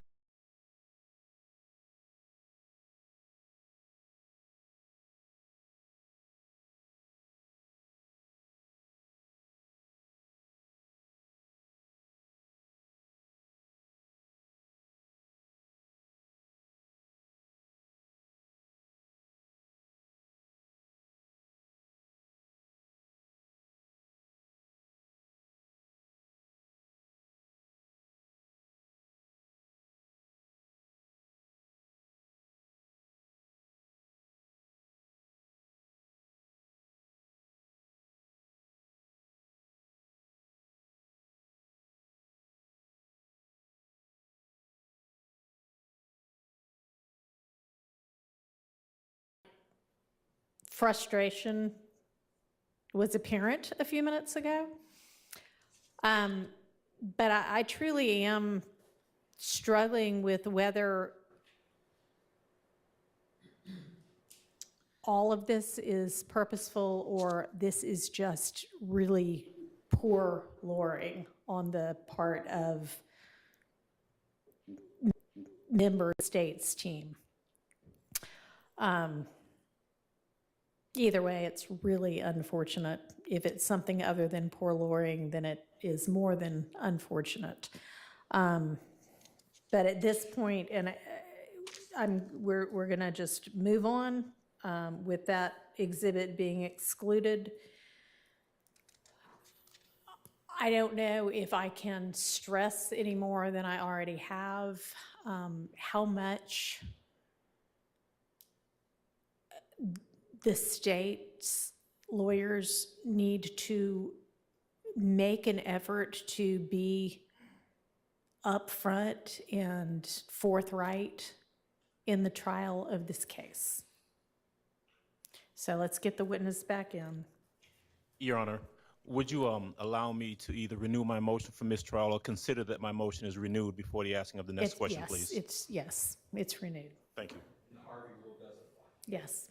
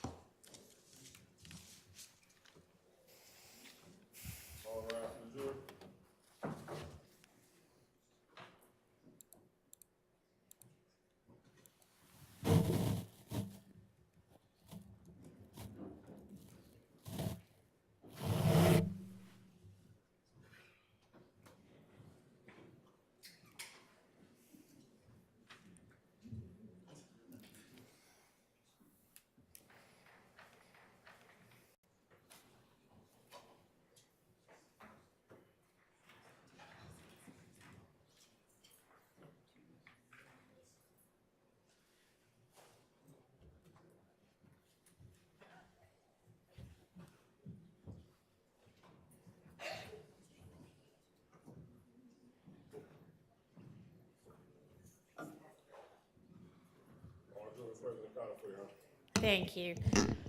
Ladies and gentlemen, upon further discussion, that last exhibit, which is State's Exhibit 528Y, is excluded from evidence, and so that means that y'all need to disregard it entirely in your thoughts and in your deliberation in this case. And as well, you need to disregard any testimony that might have been given about that particular exhibit. All right, go ahead, Ms. Love. Thank you, Judge. DDA Sprinkle, you were asked on cross-examination about whether you attempted to determine whether Kenneth Copeland, in the words of Mr. Adams, lied when talking to the police. Do you recall that question? Yes, generally, he asked me something about whether I endeavored to detect that or figure it out. Did you make any steps to determine or to corroborate the information you gained from Kenneth Copeland? I did. Would you tell the jury what steps you took to corroborate information that you gained from Kenneth Copeland? Well, there was a number of things that I did. I, in particular, looked at all the cell phone records. Like, for example, so I looked at the call detail records, you know, the times that people were called or made calls, the parties to those calls, and also the towers that the handset or handsets utilized by those calls. And as I've testified previously, you can tell somebody's general location based on the tower and the sector of the tower, the antenna of the tower that their handset utilizes to facilitate the call. And also, you can, in knowing who somebody is communicating with at a given time, that can tell you a little something as well. And so when I compared Mr. Copeland's statements to my analysis of the cell phone records, I tried to the best of my ability to corroborate as much of his statement as I could by analyzing all of that. You were also asked on cross-examination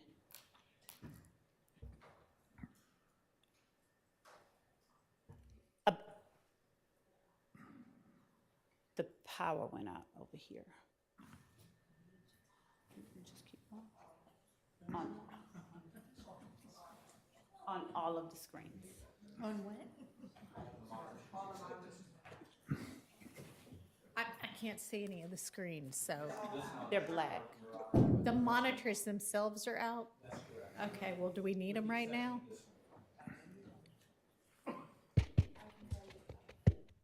Do we need them right now?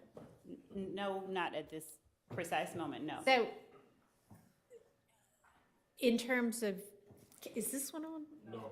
No? Okay. No. Do we have our backup thing? It does sound like something went silent too, so.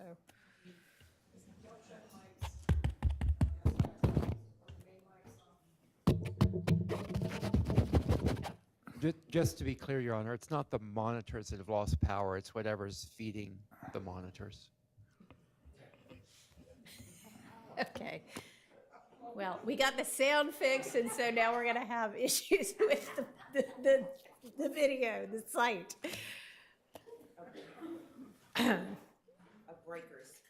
Yeah, I think maybe a breaker got thrown, because it sounds like maybe the AC went out, which would make some people happy, I think. All right. I mean, if it's going to be a few minutes before you get to the next exhibit, you can just go ahead with the testimony, and Ms. Pursfield will see what she can do about getting some sort of monitor backup. Yes, thank you, Judge. DDA Sprinkle, did you utilize statements from other witnesses to corroborate information you obtained from Kenneth Copeland's interview? I did. Confrontation clause. Not just from that, so overruled.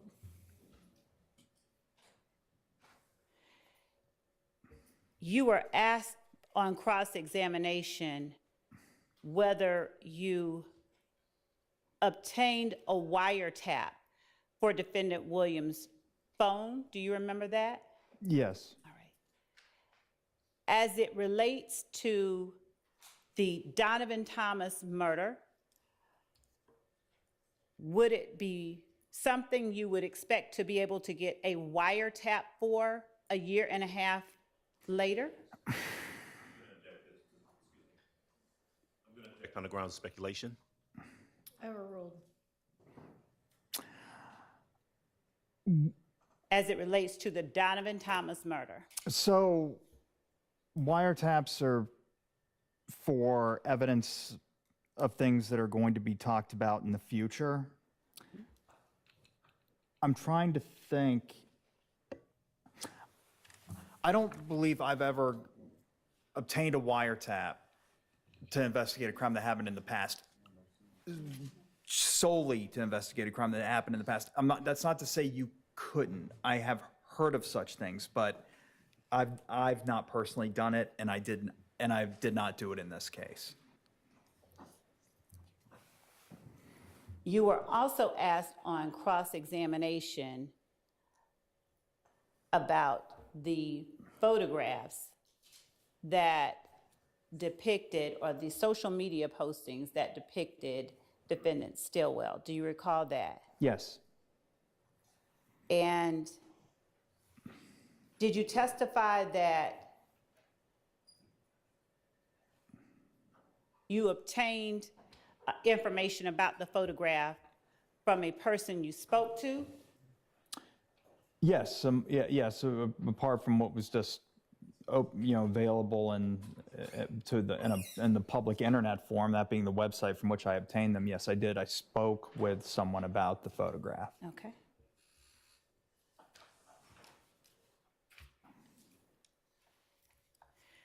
Mr. Adams asked you about Detective Thorpe consulting with Detective Gaither and Detective Dennis. Do you recall that? I do. Do you have any knowledge of whether Detective Gaither or Detective Dennis were consulted with before warrants were taken out by Detective Thorpe? In other words, did he seek their permission to take out the warrants? No. Do you have No. any knowledge about that? No, I don't believe he did, no. Okay.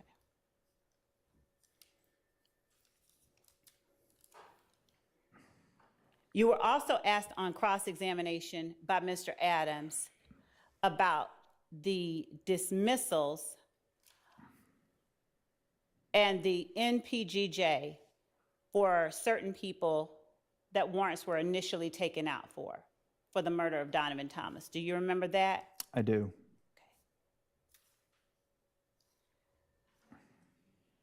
Were the dismissals of those warrants in any way based on the additional investigation that you did with your investigator, David White, into the murder of Donovan Thomas? Well, no, not the one with Sledge. That was the Mr. Antonio Sledge. That was the preliminary hearing judge that threw that one out. So,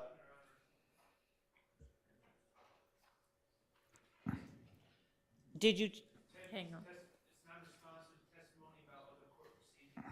All right, I don't know if your mic's on at all, but I'm sorry, it was non-responsive and it was testimony about other court proceedings, which I believe is inappropriate and hearsay. overruled. did your investigation into the murder of Donovan Thomas lead you to present MPGJs for people who had been arrested for his murder? well, yes, for the people that for which we didn't, the people that we didn't prosecute for the murder, yes.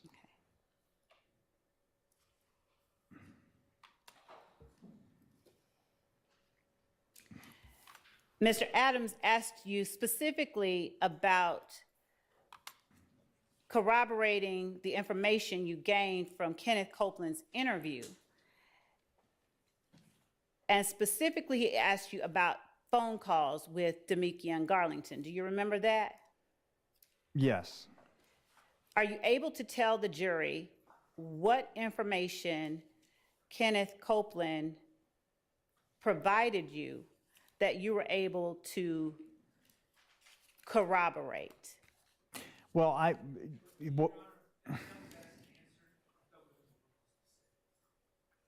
Okay, I think your mic's still out, but sustained.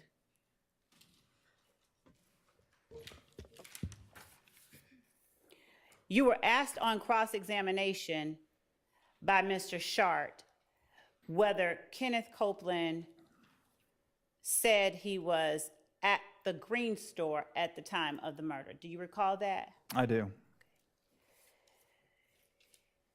When you are looking at cellular location information for cell phones, do you look at a static point in time to determine what a person's handset is doing?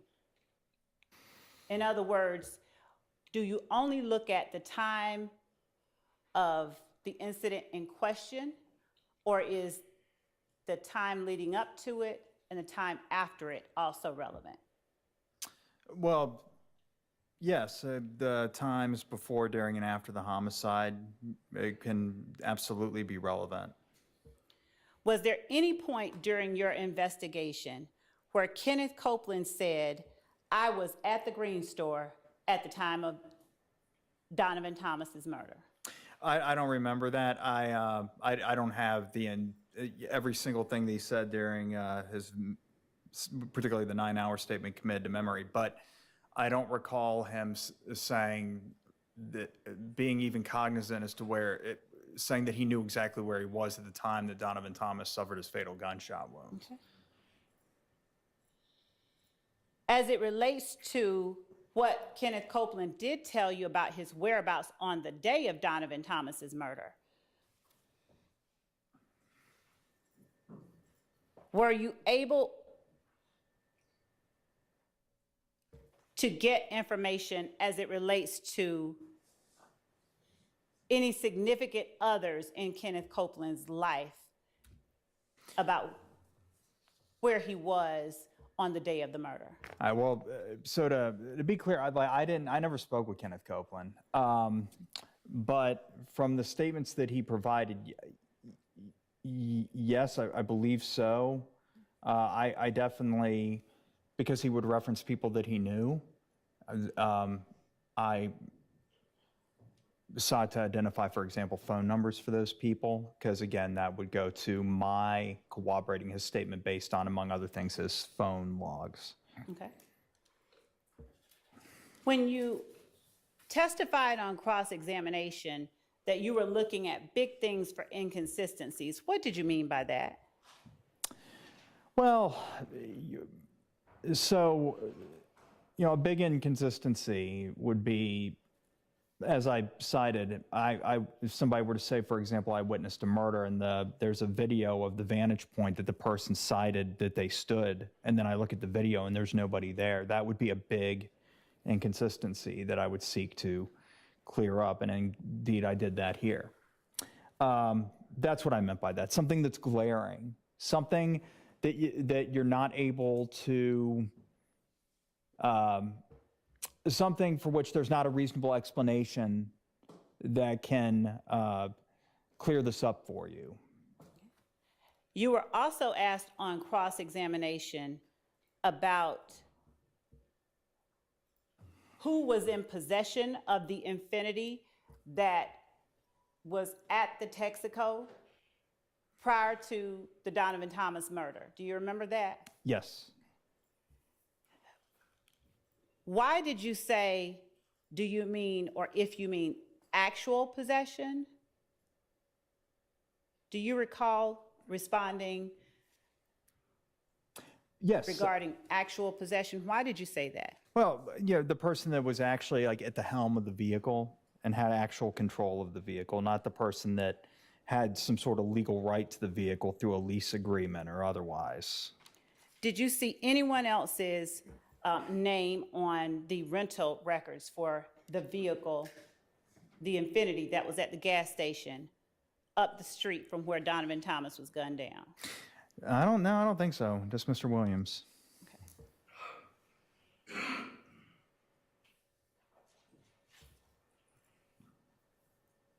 Mr. Adams also asked you about phone calls between Demise McMullen, Kenneth Copeland, and Demekion Garlington.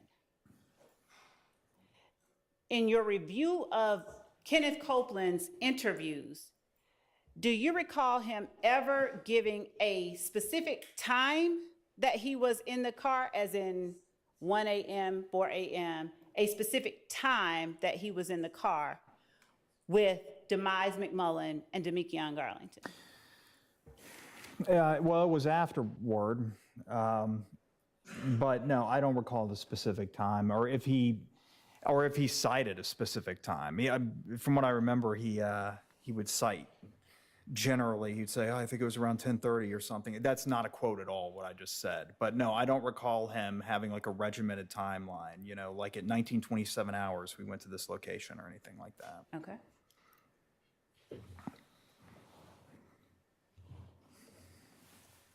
You were also asked about the absence of phone calls in the phone records that you obtained as it related to Defendant Williams and Demekion Garlington. Do you remember that? I do. Are you able to tell the jury whether the phone records or the call detail records that you obtained would reflect FaceTime calls? No. Would those call detail records reflect WhatsApp calls? No. Do you know, or can you even say that there was no communication between Defendant Williams and Demekion Garlington? No, I can't say that. The records, like I said, the call detail records are only those that were logged by the cellular phone company. A FaceTime call would be facilitated through Apple, the Apple Corporation's platform, infrastructure rather. Did you ever charge Defendant Williams with Donovan Thomas's murder? No.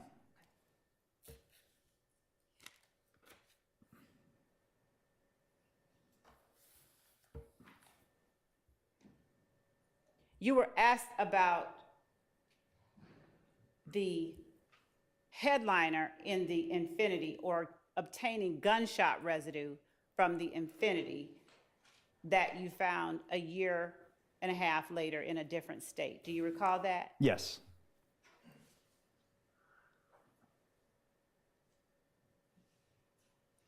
did you have any information about the number of people who had been in the Infinity between the time that Donovan Thomas was gunned down and the time it was located in a different state? No. And from what I recall, Hertz wouldn't have been able to provide me with records of that anyway. It's very interesting. I couldn't ask for the rental history on a specific vehicle. I could only ask for the rental history of a specific person. And did you have any information about the number of times the interior of that vehicle had been cleaned, laundered, or anything else in that year and change? No. Not that I recall. No. Without that information, why then did you seek to obtain a search warrant?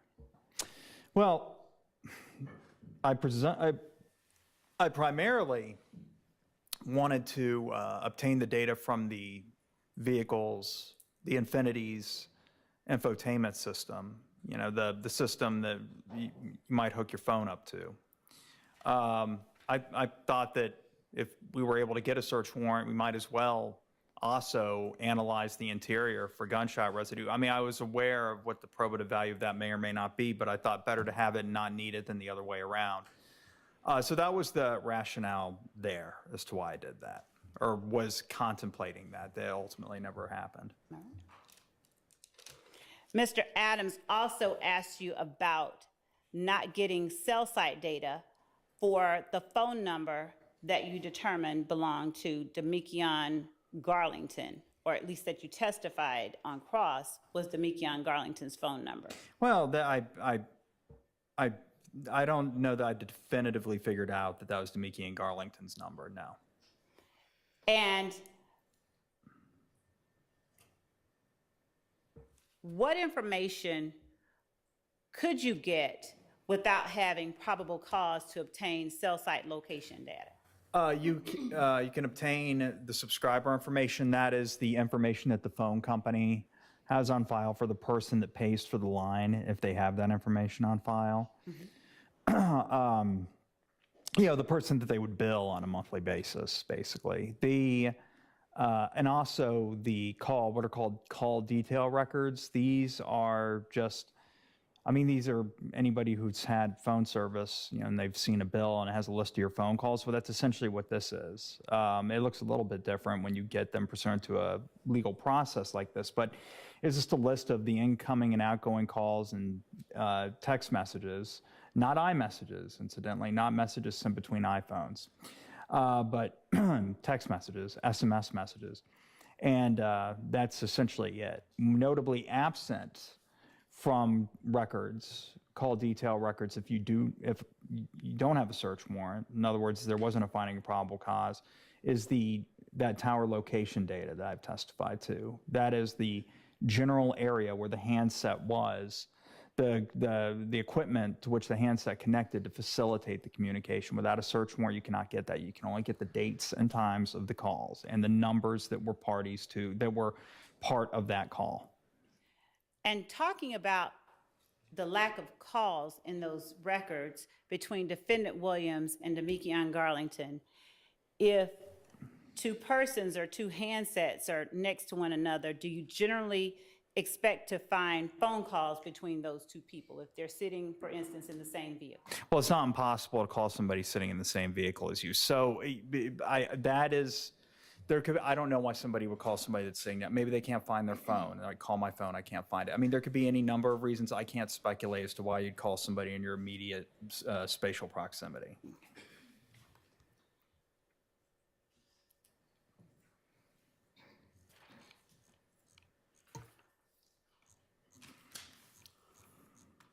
Who was it that gave you the information about the photograph where Shannon Stillwell is depicted?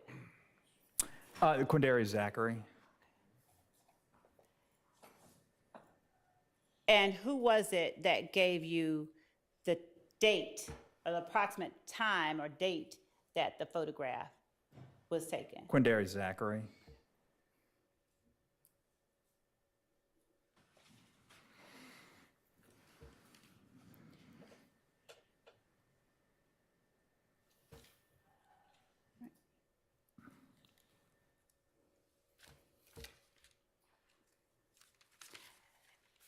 And finally, you were asked about the length of time people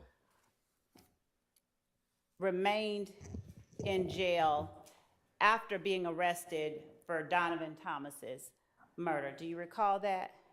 No, I don't recall specifically being asked about the length of time they spent in jail, but I recall being asked about their something along those lines, similar to that maybe. Okay.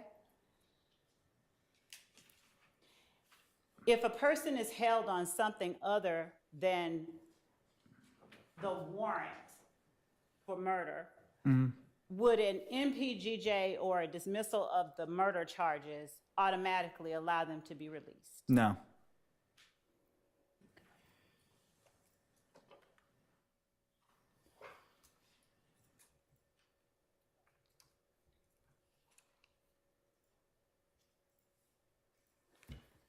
All right, just one second. Sure.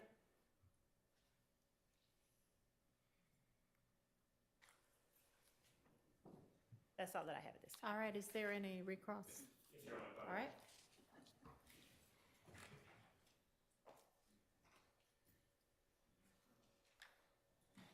Mr. Sprinkle, picking up where the prosecutor left off in regards to that NPGJ, what we do know, though, is that Mr. Copeland's NPGJ, the charges or the document that dismissed the murder charge that first put him in jail in 2015, that NPGJ wasn't done until 2017. Is that correct? That sounds right. I didn't file that, but, and I don't recall who the prosecutor was that did, but I was aware of it. But I don't know that he was ever actually booked into the Fulton County Jail on the murder charge, though. You don't know that? I think he was in the federal jail, if I remember correctly. The other three were, though, right? Well, not Mr. Sledge, Mr. Garlington, because like I said, Mr. Sledge's case was dismissed in January 2016. Mr. Garlington, Mr. Jackson, aka Mr. Stillwell, yes. Well, let me ask you this. You said Mr. Sledge's charges were dismissed in 2016. Where was he before his charges were dismissed? Fulton County Jail. Right, so in jail on that murder warrant, right? Correct. Okay, so he was in fact imprisoned on Thorpe's murder warrant until the judge until his charges were dismissed, right? Well, in the jail, not prison, but yes, he was incarcerated, yes. Okay, I mean jail, prison, you're not on the streets, your freedom's taken from you, right? Right, I mean, it's a distinction without a difference. I'm just saying that, prison and jail are two different. Yes, his freedom was restricted. He was not allowed to leave. He was in a government facility. You were asked a number of questions about cell phones. And I wanted to kind of pick up there. Now, you were aware from the work that you had done on the case, as well as listening to Mr. Copeland's statements, his interviews, that he had multiple cell phones in January of 2015. You're aware of that, right? Mr. Copeland did? Mr. Copeland, yes. I'm sorry, I have one number for him. I don't recall him saying that he personally had multiple cell phones. I don't remember that now. How about this? Do you remember in an interview that he had with the detectives where on January the 11th of 2015, at about 3:30 in the morning, where he talks to the detectives about his cell phone or cell phones? Do you remember that? No, I don't recall that. I know I'm familiar with that interview, but I just don't remember him talking about multiple cell phones or anything like that. Okay. Are you aware that there are no calls? And if we're just going to just talk about the number that you're familiar with in regards to Mr. Copeland, let's focus on that one. All Okay. right? Are you aware that there are no calls from Mr. Copeland's, per his cell phone records, on January 10th, 2015, between 6:58 p.m. and 7:26 p.m.? Are you aware of that? I don't have the full records in front of me. I do see that the records that I examined, the last relevant call is at 6:58 p.m. Okay. And you had, when you got his phone records, we've talked before about the fact that you've got the cell tower data, so you had some idea of where you thought he was at particular times based on those records, right? I take that back, actually. At 7:01, 7:23, 7:24, 7:26, 728, 743, 745, 749, 751, and 754, there were calls, Calls transactions. coming in or going out? Let's see, there was an inbound call at 7:01. There was another inbound call at 7:23. There was an outbound call at 7:24. There was an inbound call at 7:26. An inbound call at 7:28. An outbound call at 7:43. An outbound call at 7:45. An inbound call at 7:49. An inbound call at 7:51. And that's it. Okay. And so having his records, knowing the cell tower data, you were able to opine on where he was at a particular time on that night, January 10th, 2015, right? Well, his general, where the part of town basically that his handset was located. You placed him, according to your report, either at or near the McDonald's on the evening of January 10, 2015. You remember that? I do. All right. Now, you don't have any cell phone or cell tower data records on Mr. Copeland that shows his phone going to what we've called the Sky House on that night, do you? I don't recall that. Yeah, I don't believe so.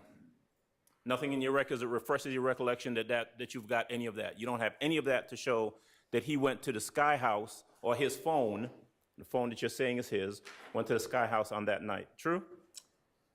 That is correct. I don't believe that. Yeah, just taking a look at my notes, doesn't appear to me that I found that his phone traveled to the Sky House.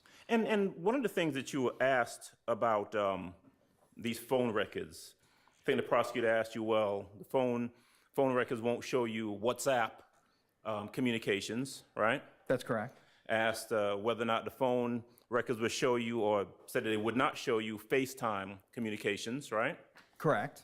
And so I think your answer, tell me if this is what you said, was that you can't say that there was not any communication between Mr. Williams's phone and, for example, Mr. Copeland's phone on that night. You can't say that because it could have been maybe WhatsApp or FaceTime, right? Yeah, some sort of platform for which we just don't have logs. Right. And so what we have ultimately is that there is no evidence, none, right? Because we can't assume a negative.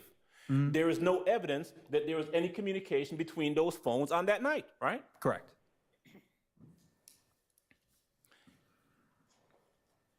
Prosecutor asked you, said, you never charged Mr. Williams with Donovan Thomas's murder, right? That's right. You did not.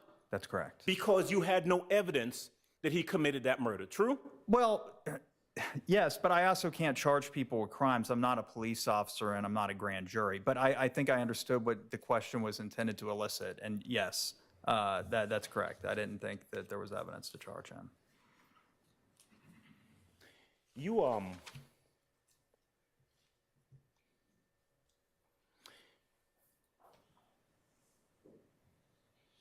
got a question about a video. I'm not sure if it was a prosecutor that asked you or whether maybe it was Mr. Short who asked you about a video, specifically at the McDonald's.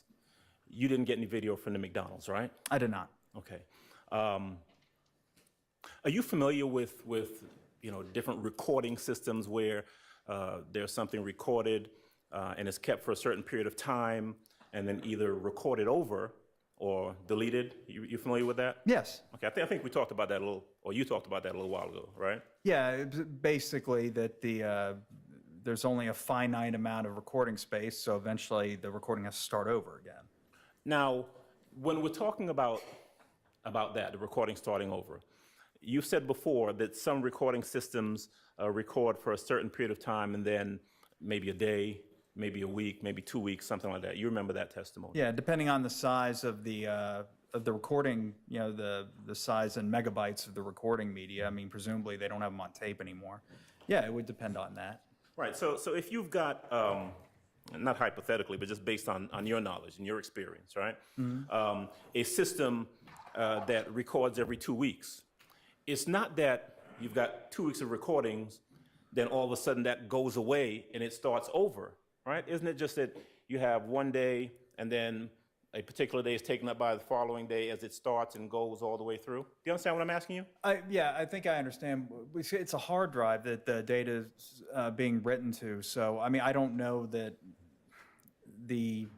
as the drive fills up, you're right. I guess what you're asking is that after 2 weeks, does all the data just immediately go away at the 2-week mark? No, I wouldn't think so. No, I would think it would be an incremental deletion. As it relates to this, if there's not knowledge, I would object based on speculation as to any particular. Sustained.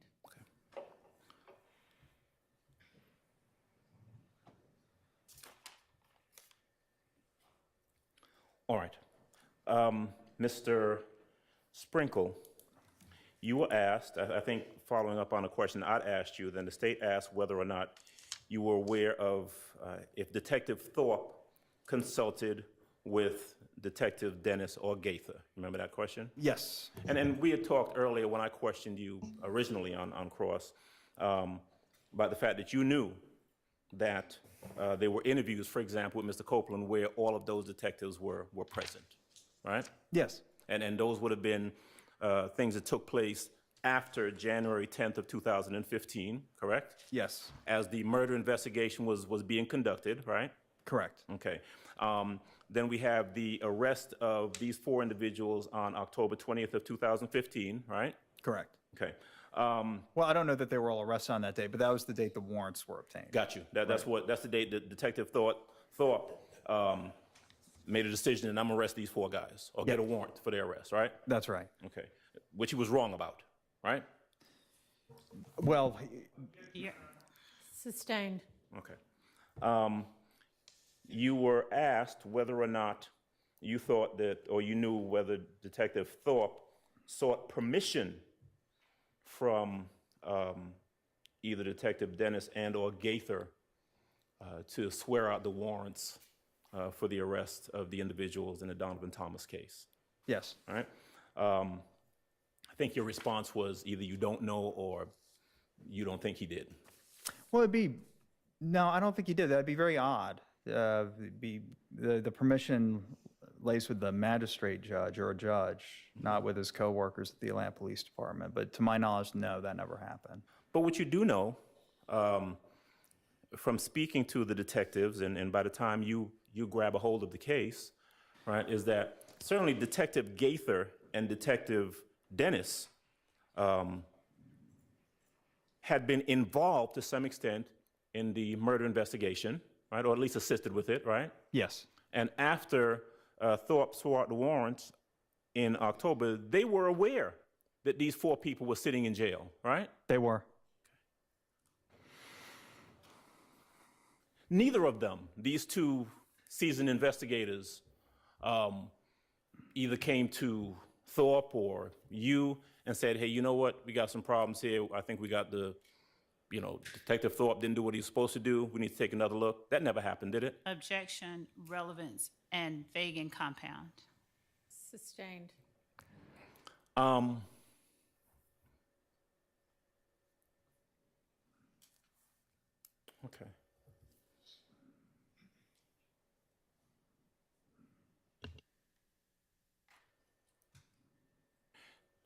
In regards to the infinity,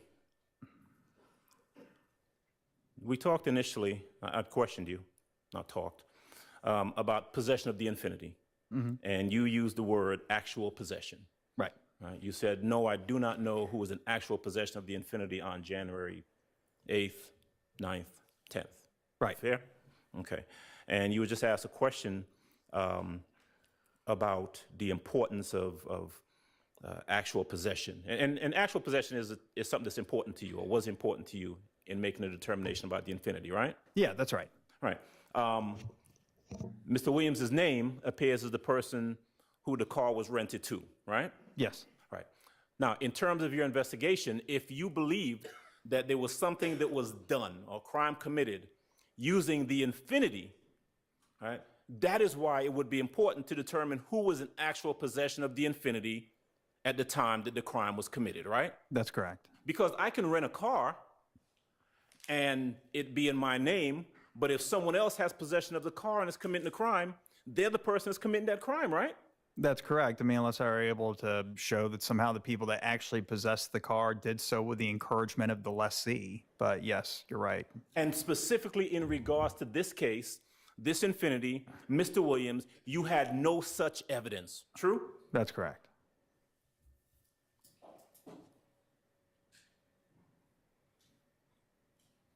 Your investigation, I use the term investigation, your work on the case led you to recognize that there were inconsistencies and you couldn't trust what Kenneth Copeland was saying or what he had said in his statements. True?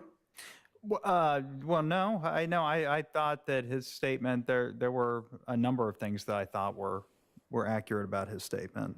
And some things were inaccurate, right? As far as you knew.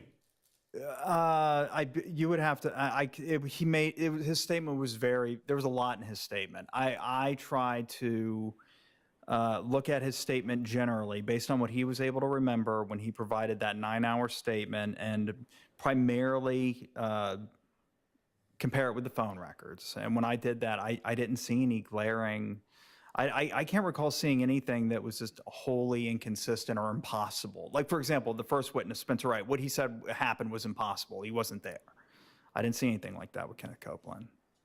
Did your investigation on this case, by the time you picked it up or got involved in it late 2015, 2016, seeing everything that had been done or not done thus far, also lead you to believe that you couldn't necessarily trust the investigative work of Thorpe, Gaither, and Dennis?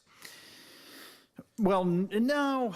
Well, I mean, yes, there was a Detective Thorpe made a mistake in not taking a look at the video and checking to see if the witness was actually where he said he was. Okay, but would that mean that I wouldn't be able to trust anything in the entire investigation? No, I wouldn't make that sort of blanket condemnation such that I would just disregard everything in the entire file and every finding of fact made by the police. No. I mean, I can see that a mistake was made in one part of the investigation, but there are other parts of the investigation that were not as erroneous. His mistake put people in jail, though, didn't it? Yes. That's all. All right, any other defense attorney have redirect? I mean, I'm sorry, not redirect, recross? No, Your Honor. Okay. Okay. All right, Mr. Sprinkle, thank you for your time. I think it sounds like we might see you again at another stage in this case, but you are free to go for now. Thank you, Your Honor. And it's a little after 4. Do we have another witness who's going to take hour and a half? If not, we'll just get started with somebody and go as far as we can. We'll get started with Okay. Detective. Yes. All right. Anybody need a break before we get to the next witness? Y'all good? Okay. Your Honor, and as it relates to this particular witness, there's been a ruling as it relates to filming. Okay, so no filming of this witness. Thank you for that reminder. All right, we can go ahead and get that. A quick bathroom, like 5 to 10 minutes? Okay. All right, try to be fast about it. We'll be back at 4:15.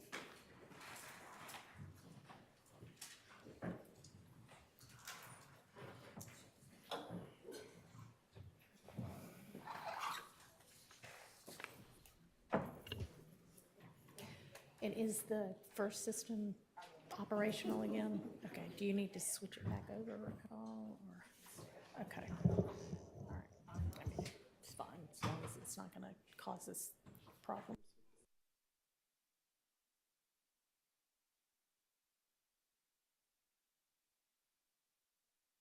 And to use the primary system, it seems like it's back up and working again. All right.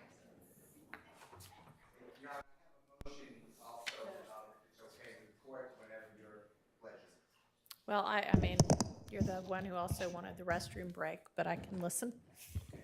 And thank you. So, Your Honor, I'm objecting to a wholesale playing except for what the court redacted from Mr.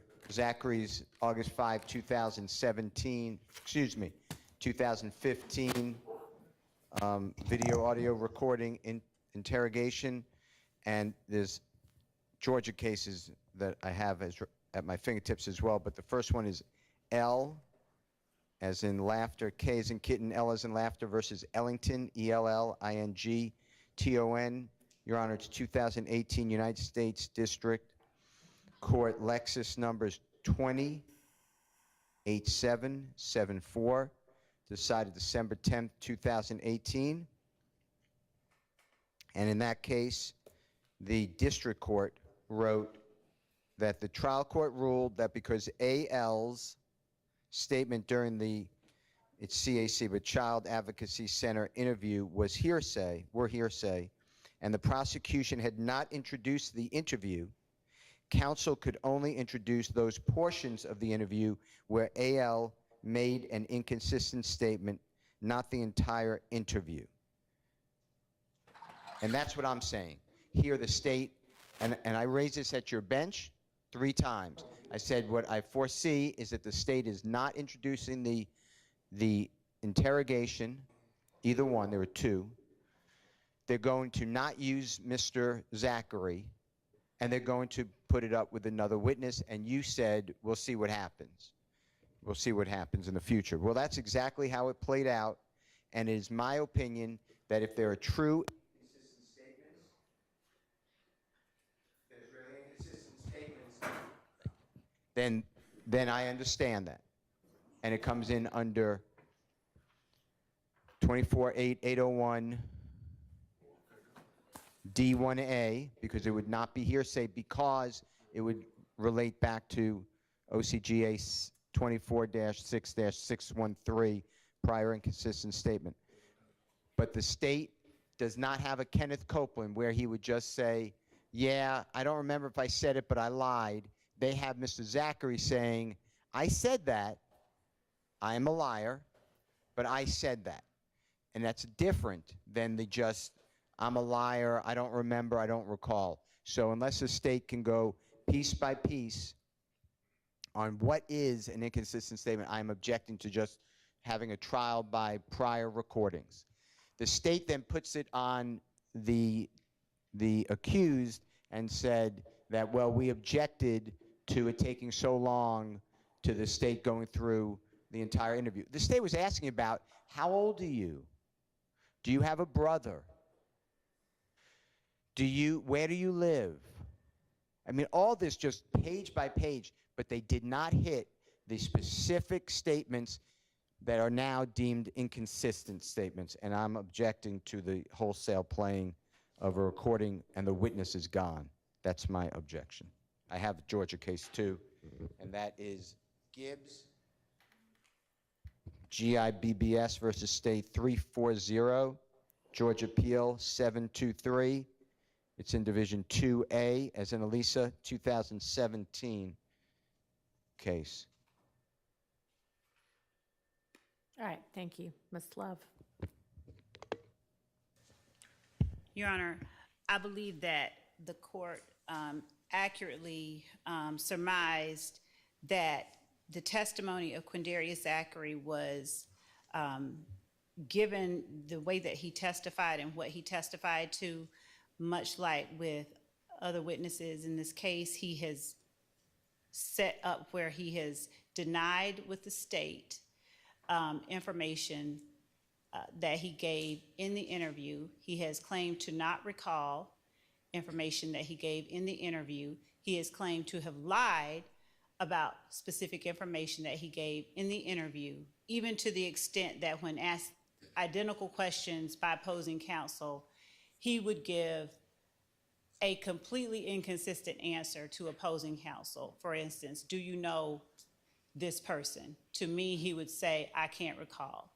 5 minutes later, to Mr. Steele, he might say, yes. Or to me, he would say, I can't read.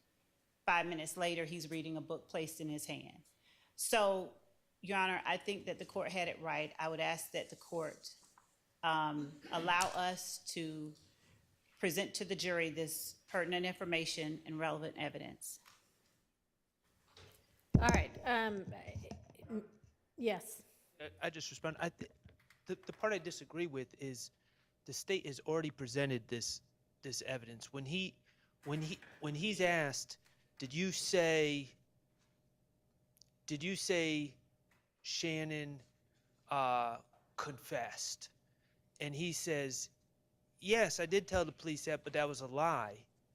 They've gotten that information out. He has confirmed that he told the police that back in 2015. And that's the whole point of using extrinsic evidence, as I understand it. The whole point of using extrinsic statements or prior statements to prove the point, it's when the person's denying it and you have to bring in that statement. I'm sure if we look at the transcript, there are going to be a few times, especially towards the end of, I believe, the second day where Mr. Zachary was frustrated and got into I don't recall mode. But other than that, he acknowledged what he allegedly said and said it was a lie, and this is why I lied. And I don't believe that lays the foundation for what the state wants to do. Okay, so I think that by and large, he said a whole lot of I don't remembers and a fair bit of, if I said that, I don't remember saying it, but if I did, I lied. To the extent that the statement itself can come in as substantive evidence as a prior inconsistent statement. And if the defense has particular parts of the statement that you believe that actually were sufficiently handled such that the extrinsic evidence of that shouldn't come in, then please let me know. But I think by and large, it can come in, subject to the redactions, of course. Can I respond to your request? He certainly acknowledged making statements about Mr. Stillwell allegedly confessing in both statements. And the reason I can remember that is because I went through them and talked about how they differed. But that was standard impeachment comparing two statements, but at no point did he deny making those statements. So I think that's pretty clear that he did not deny those. He also did not deny giving when I believe it was Miss Love leading, or I shouldn't say that. Miss Love was asking questions and getting into alleged facts that Demekion Garlington allegedly said. I believe that Mr.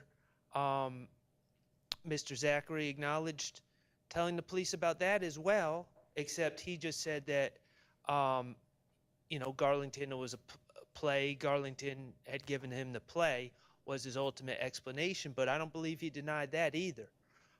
So I think, sure, there's a lot of tangential points that perhaps a foundation was laid, but on the main points as it relates to Mr. Stillwell, at least, I don't believe that he denied making those statements, and therefore I don't believe it's appropriate to play the prior inconsistent statements because they are not inconsistent. By the same token, Your Honor, he also did not deny having said in his previous interview that Mr. Kendrick had admitted to being involved in that murder. He said that it was a lie, but he did admit to having said that. All right, I'll consider those over the break. Your Honor. One more, Your Honor. Yes. He admitted that Jeffrey Williams, that he said, I'm not saying it's true, that Jeffrey Williams gave the Infinity vehicle to Shannon, allowed Shannon Nard, Duop, and Yak to drive it as well as Mr. Copeland. And he was never even asked about giving Jeffrey Williams a gun, so it can't be inconsistent. He was being asked about that. Those two items I object to. Asking about giving Jeffrey Williams a gun. Yeah, Give me a never little bit. asked about that. And it's in his statement to the law enforcement. About Zachary giving Jeffrey Williams a gun? Yes. But he never was confronted about that. Okay.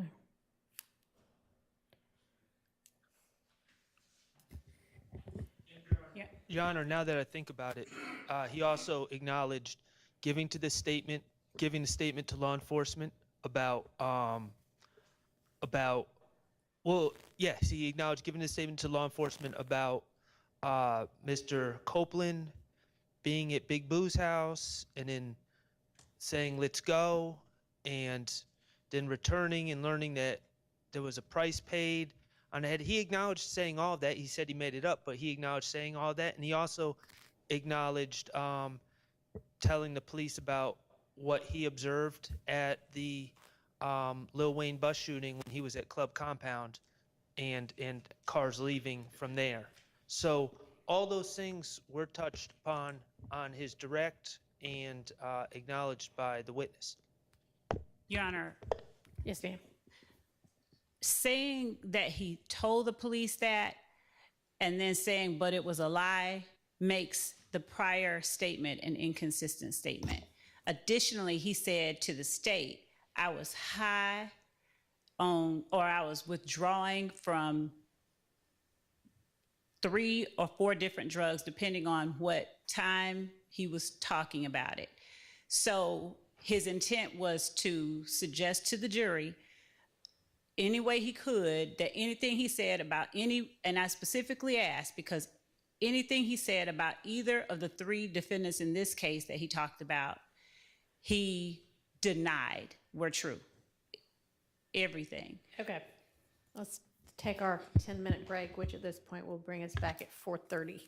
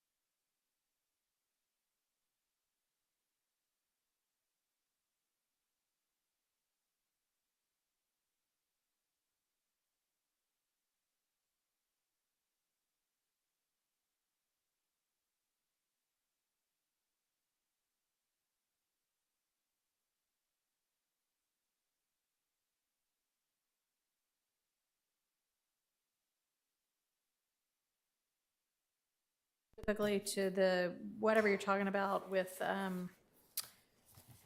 I guess where in the interview, Mr. Steele, the reference to Quindarius Zachary either providing or not providing guns to Mr. Williams? One gun, yes.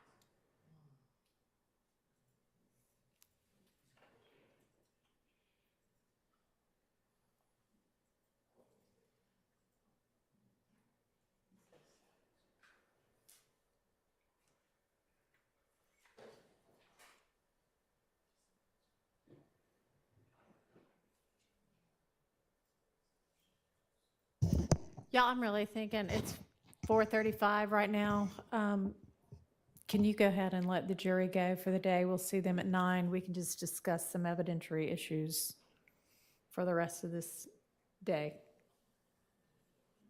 Okay, that's fine. A couple of them might need to get their things. I don't know if you want to just grab their blankets and things.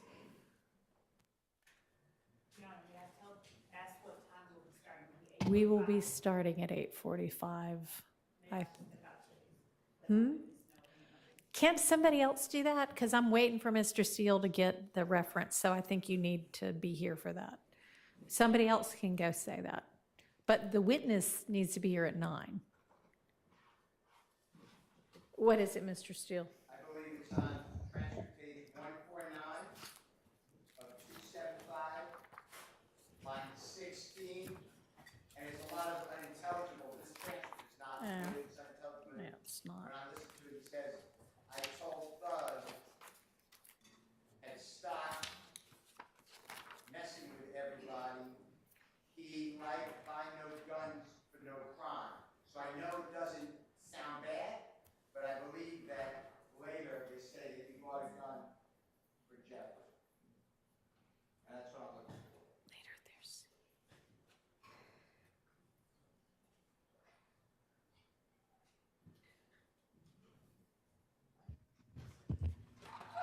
And if it's not there, Your Honor, then that's the only reference.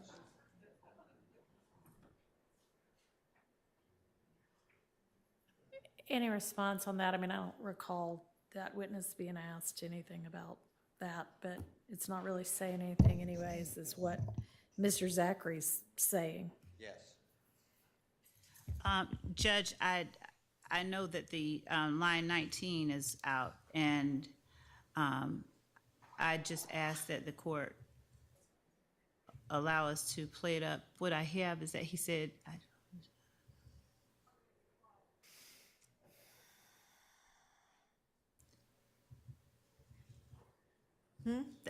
I'm looking at it. I know that I disagree with with Mr. Steele about it. This particular sentence needing to be put on him.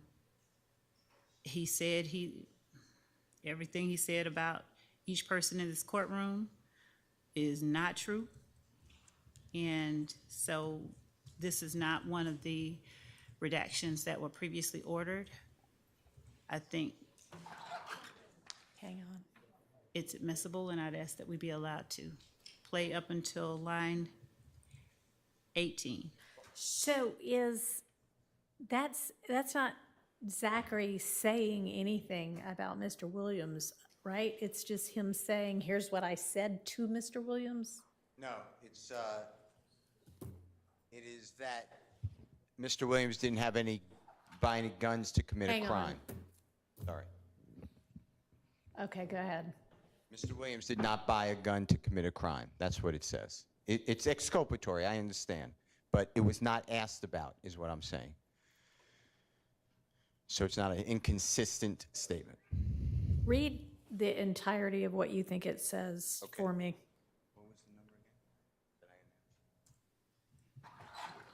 Oh, my gosh. What was the page number I announced? Okay. I don't know why they keep opening that door, but it's closed now.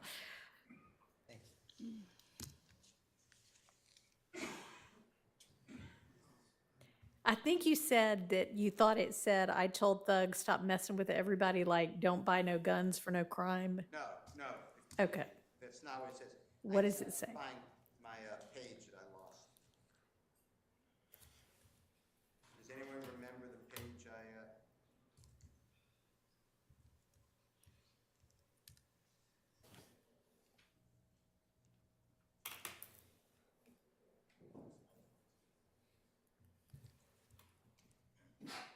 Bless you.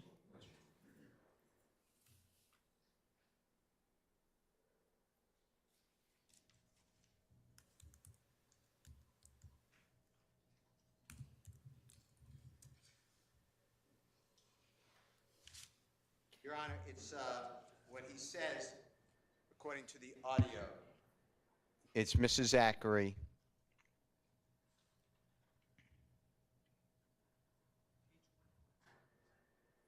I have 149 again, and it's Detective Dennis saying, so they just got sticks on deck, meaning guns? Right. No. Where they getting them from? Thug got a check, so it's not, put a date on this and it's unintelligible. Then the next person says Thug. Mr. Zachary says Thug, and then Mr. Zachary said, I told Thug had to stop messing with everybody. He, buy no guns for no crime. That's what it is. Then the next line is out because it's about the illegal search of Mr. Right. Williams' home.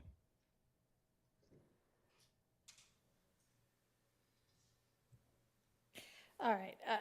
I mean, I think given my ruling, when Miss Love was doing the examination, and I told her to stop going line by line, that I'm gonna permit that to come in. But with regard to the rest of your specifics that the variety of you raised right before the break, where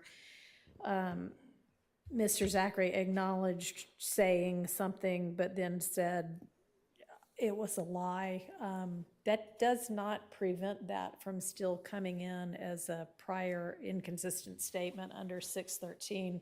I mean, he's given an opportunity to explain or deny.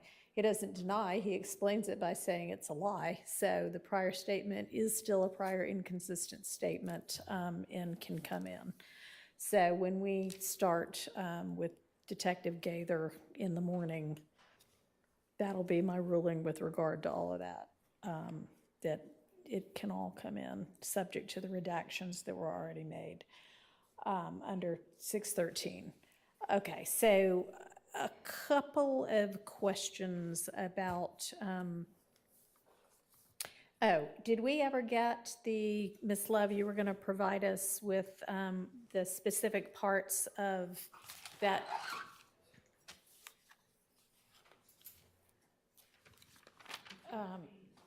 Mr. Zachary's Twitter that you wanted in?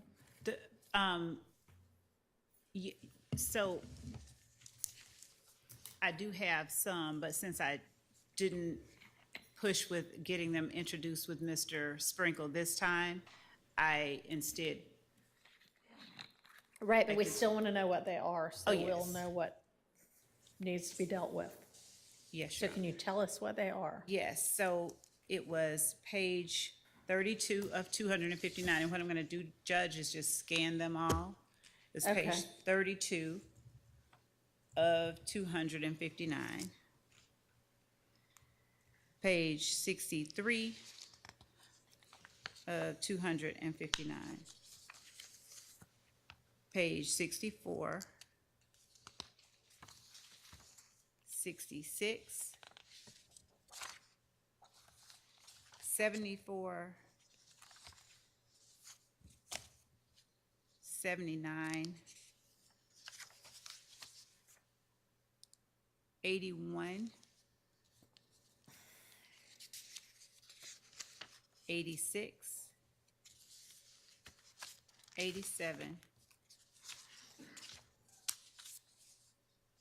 92,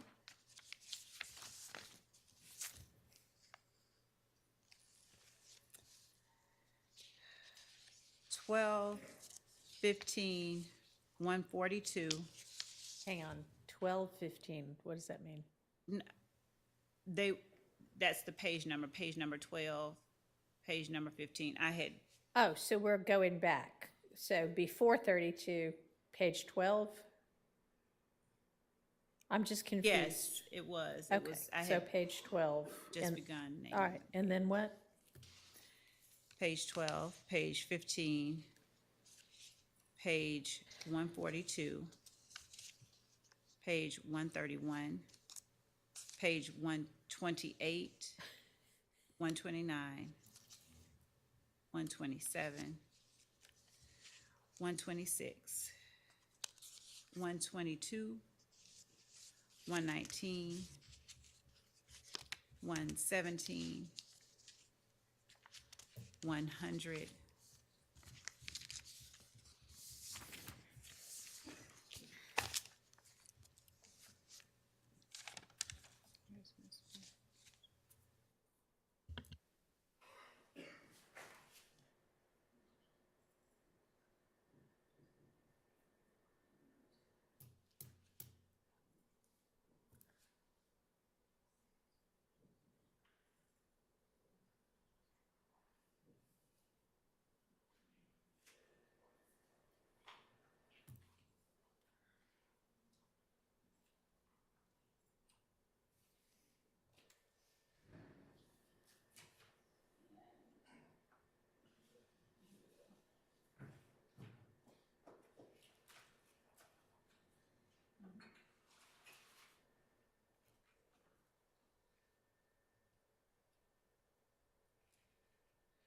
Is that it?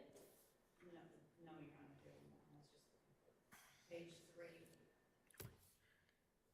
And like I said, I was scanning these in order. Page 109, 175.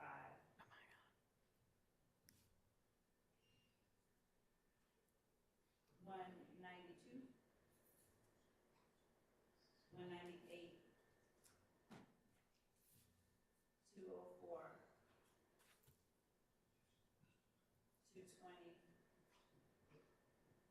21.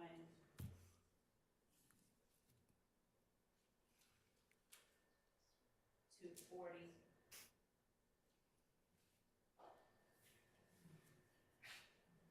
And, Your Honor, at this time, that's what I have to present to the court. I'd ask the court to allow me to just scan any additional ones in that one or chronological PDF. A chronological would be wonderful. And then share that with everybody. And you now intend to introduce these the next time Mr. Sprinkle testifies? Yes. Which will be how long from now?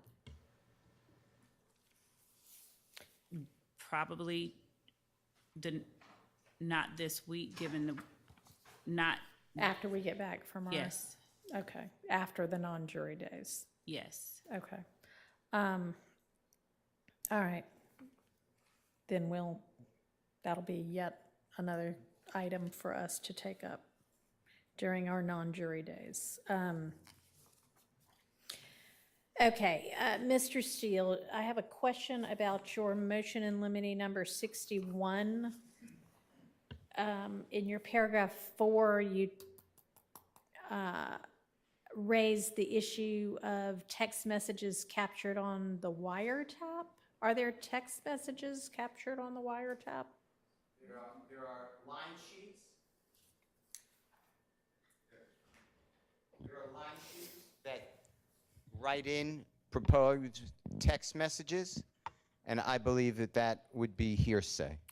Line sheets that write in what? So line sheets that the agents create, and they're doing the minimization, and then on that they have text message and they write what the text message is, but that would be hearsay. Okay, I'm sorry, write that in. There is a text message or the substance of a text? Substance.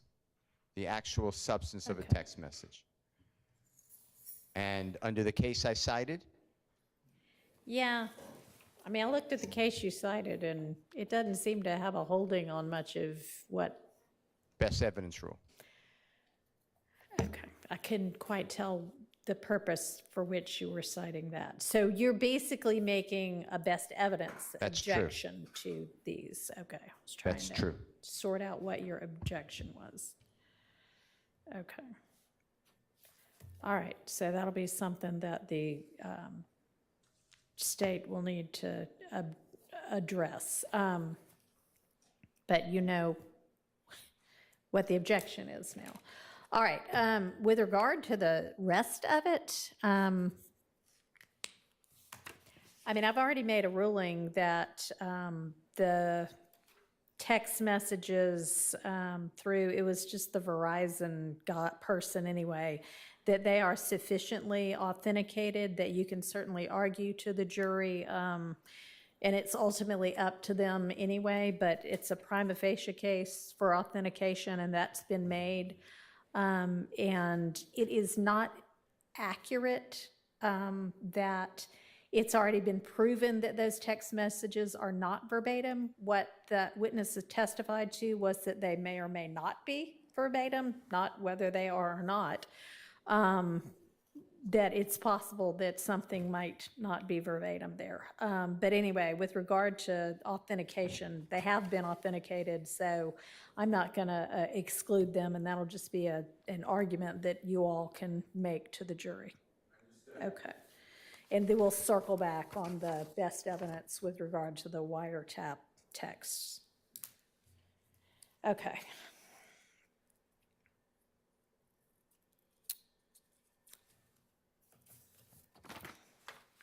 Your motion in limine 62 deals at this point with Mr. Kendrick's guilty plea potentially coming in and Mr. Ryan's conviction potentially coming in. And I don't know, we had discussed before that if that did happen, that there would at the very least need to be a very tight limiting instruction about that. And I don't know if it is the state's intention to introduce either of those things And if they are arguing that they can come in against anybody other than Mr. Kendrick for his and Mr. Ryan for his, or what the argument is. So can you elucidate us on that so that I know what I need to be thinking about? Judge, I agree that there needs to be a tight instruction, and I just asked for the opportunity to submit a proposed instruction. All right, but you agree that it's a confrontation clause issue with regard to it coming in against anybody other than the person who was convicted of it, right? With respect to the plea, definitely, and with respect to the conviction, probably. And I'd like to look that up. I want to make sure, but definitely with respect to the plea, because that's a statement that he's making. Okay, well, it's equally clear with regard to the jury conviction, so you can look it up if you want to, but it is a confrontation clause issue with regard to it coming in against anybody else. I don't know when that might happen, but Not before we come back into. okay. I'm still trying to make a determination. Okay, so I guess that's the only argument right now, is that it's a confrontation clause issue, and yes, it is. So at most, it could come in against those specific people with a tight instruction, and I'll see if anybody else raises anything else. Okay, and I tried to craft an instruction, and I can't do it because I don't believe that it passes intellectually to expect anybody, a lawyer, to really hone in and say, okay, I'll just use this against Mr., and I'm not picking on, but Mr. Kendrick for this purpose, and yes, I could use all the evidence against everybody in count one, but not that one piece of evidence, but I'm going to use it against Mr. Kendrick. And by the way, in that indictment, it says the gang YSL, but I'm certainly not going to use that as an admission against anyone else, so I gave up on an instruction. All right. So, I mean, yeah, there's definitely a potential danger there. So if we don't come up with a good enough instruction, then that stuff can't come in. So it's incumbent upon the state to present something that's workable. All right.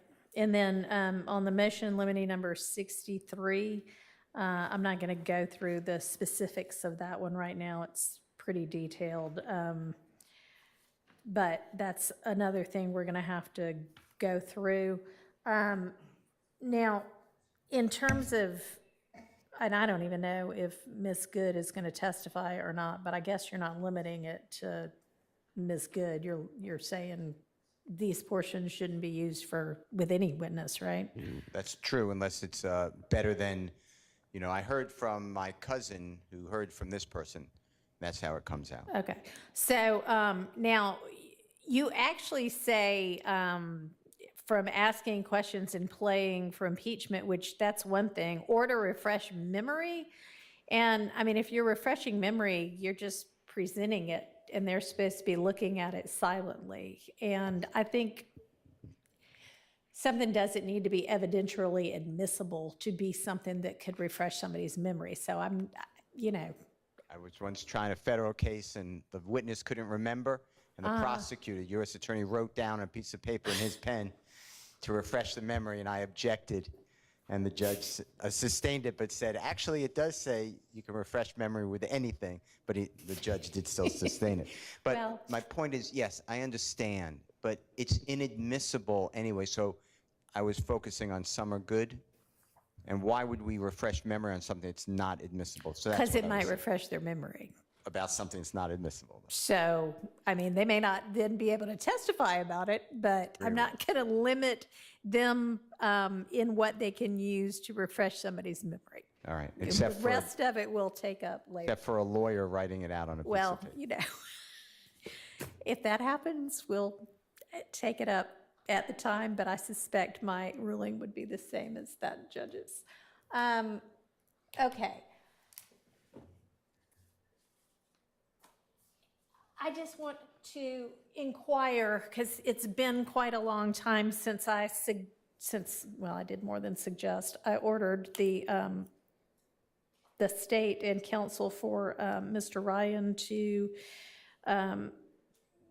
get together on what they could stipulate to and what they agreed, maybe not stipulate to, but what they agreed was in and out with regard to all sorts of different evidence. Have y'all done that yet? We Okay, great. So y'all be able to present that when we get together early next week. I'm trying to think what else we need to think about or could discuss or could get out of the way right now.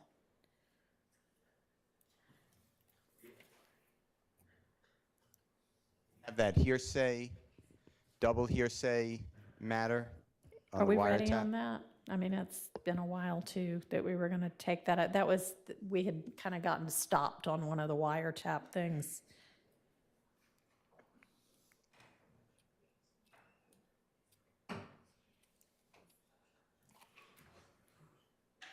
Maybe we won't get bogged down in that right now.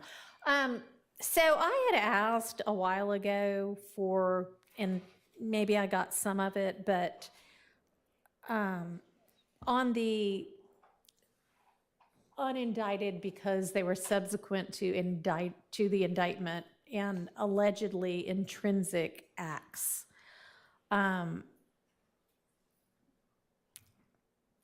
I had asked, and I know y'all wrote briefs, but did anybody come up with, and Ms. Abbasi said she couldn't find anything, but has the state been able to come up with any case law where that's kind of factually in alignment?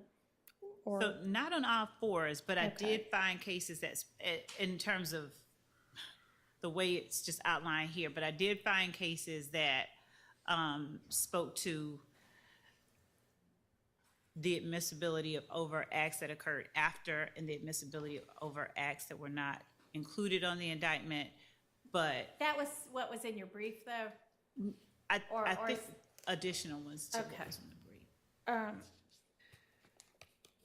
Do you mind just maybe sticking those in an email with the sites and sharing those with everybody? No, I do not mind. Okay, that would be wonderful.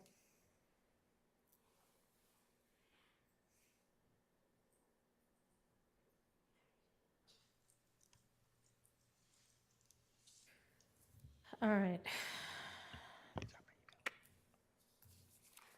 Anything else? Your Honor, Oh, I just wanted to put a couple things on your radar. I also filed a motion similar to Mr. Steele's regarding witness good. Just so, Okay, I that did was not see that one. that was filed today. I just emailed it to Ms. Persifield. Okay. It's been accepted today. But the other thing I was wondering if the state could just tell us where, I assume at some point in the near future, we're going to discuss these Twitter records from Mr. Zachary or whatever they are. I think they're Right. Twitter. Could you just tell us where in the discovery they are? Yeah, yeah, she was gonna resend the link. What's easier? I sent it to people internally, and they had problems opening it, so I'll. Okay, do you know which discovery tranche it was shared in?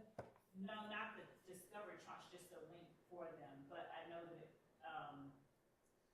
I'll do a search in Dropbox for it. Were they served in discovery? Everything else in the file that it came from, including attorneys. I don't think they can hear you. Pull the mic to you. I believe that they were, considering the fact that the entire file that they came from was served, inclusive of notes, internal emails, and the like. Okay.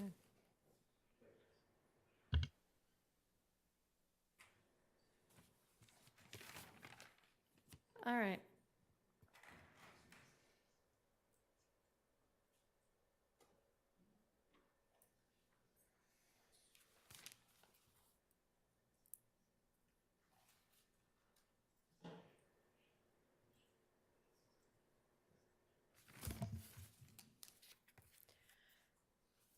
Okay, so if everybody can just do the things that we all just talked about, I'll see everybody at 8:45. Thank you, Your Honor. Thank you. Yes. There was one matter that I believe the court had said that we were going to revisit. What was No? I don't know. Your Honor, I just wanted to briefly, when one of the upcoming witnesses is Agent Burney, who did the cell site tower analysis. Okay. And so I think this was back in August.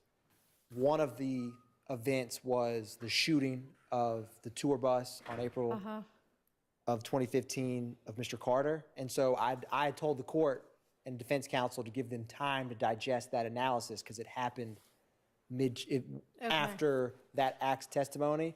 So the state would prefer to, because it's the same calendar year, it's 2015, to walk through those slides with Agent Burney when he testifies. But I wanted to, make sure that with the court's prior discussion now almost 2 months ago, before asking him any questions about that. And so I wanted to just raise that now. Okay. Your Honor. Any issue with, is it Detective Burney? Special Agent Agent Burney, Special Agent Burney, testifying to that incident as well, the phone records with regard to that incident? Y'all had him for a good bit of time now. I have the phone records. I'm prepared for it, but it is cumulative. But I made this argument to you before, and I believe you said that, or the state said that Agent Racy was challenged as to his qualifications. That challenge was overruled, and he testified fully about it. We went on, and I don't remember how long, but with the state putting down on a pad in front of the jury all these different calls and all these circles and diagrams that the state brought in. So I still maintain it's cumulative, but I asked you that before, and you said that you would allow him, my memory is you'd allow Agent Burney to testify, but not to go through the whole thing again. That's how I remember it. And if I'm wrong, please correct me, Your Honor, or anyone else, but I really don't want to sit here again and do the whole thing. And I don't mean that to be curt. It's just, it's inappropriate to keep redoing the same thing, because I didn't challenge anything about Agent Burney for that shooting.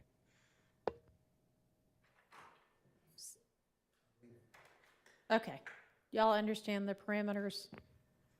Your Honor, I do understand the parameters, All and right. the state's intent is to, with Agent Burney, that slideshow that I'm referencing, that he conducted, that's going to be the extent. The state's not going to be rehashing ground that was covered with Detective Racy.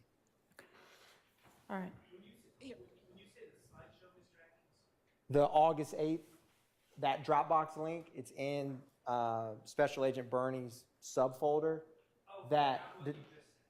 No, and what I just sent, Your Honor, to be clear, there was a toll analysis that Agent Burney did. So there's an Excel spreadsheet that was in that August 8th Special Agent Burney. The state visually, there's some physical boards printed right behind that witness stand that we did with Detective Racy. It's the same data. Phone X called phone Y for 30 seconds at 7 o'clock. Phone Z called phone S, on and on. So the Excel spreadsheet, those same calls, the same data that Agent Burney conducted is visually it's being printed on physical boards. So Okay. they're not physically built, but I sent the template that our graphics team is putting that information on. So it's the same information, it's just gonna visually look a little different than just an Excel spreadsheet. Okay. All right. So tomorrow we'll have Detective Gaither and then who? Okay. So those will be ready by tomorrow then? That is, yes, Your They Honor. either will or they won't be. Correct, Your Honor, correct. Okay. And then is that going to carry us through the day, those two witnesses? Yes. Okay. And then the next three, this is the same crime scene tech, Jenkins, and then Sanchez and Lewis. And will that get us the whole of Wednesday? We can. I mean, I don't intend to, but we can. What time did the court say that we were ending court on Wednesday? Is it 5, the normal time? Normal time. Okay. We believe that it will, given the length of time that these 2 witnesses are, but if they don't, we would, You'll be able to evaluate at lunch and scramble and get somebody else. no, we'll call probably Mr. Sprinkle. Oh, okay, as long as you got somebody. All right. Okay, I have the location for where it was served. the Okay. tweets. It was served in Discovery 1-2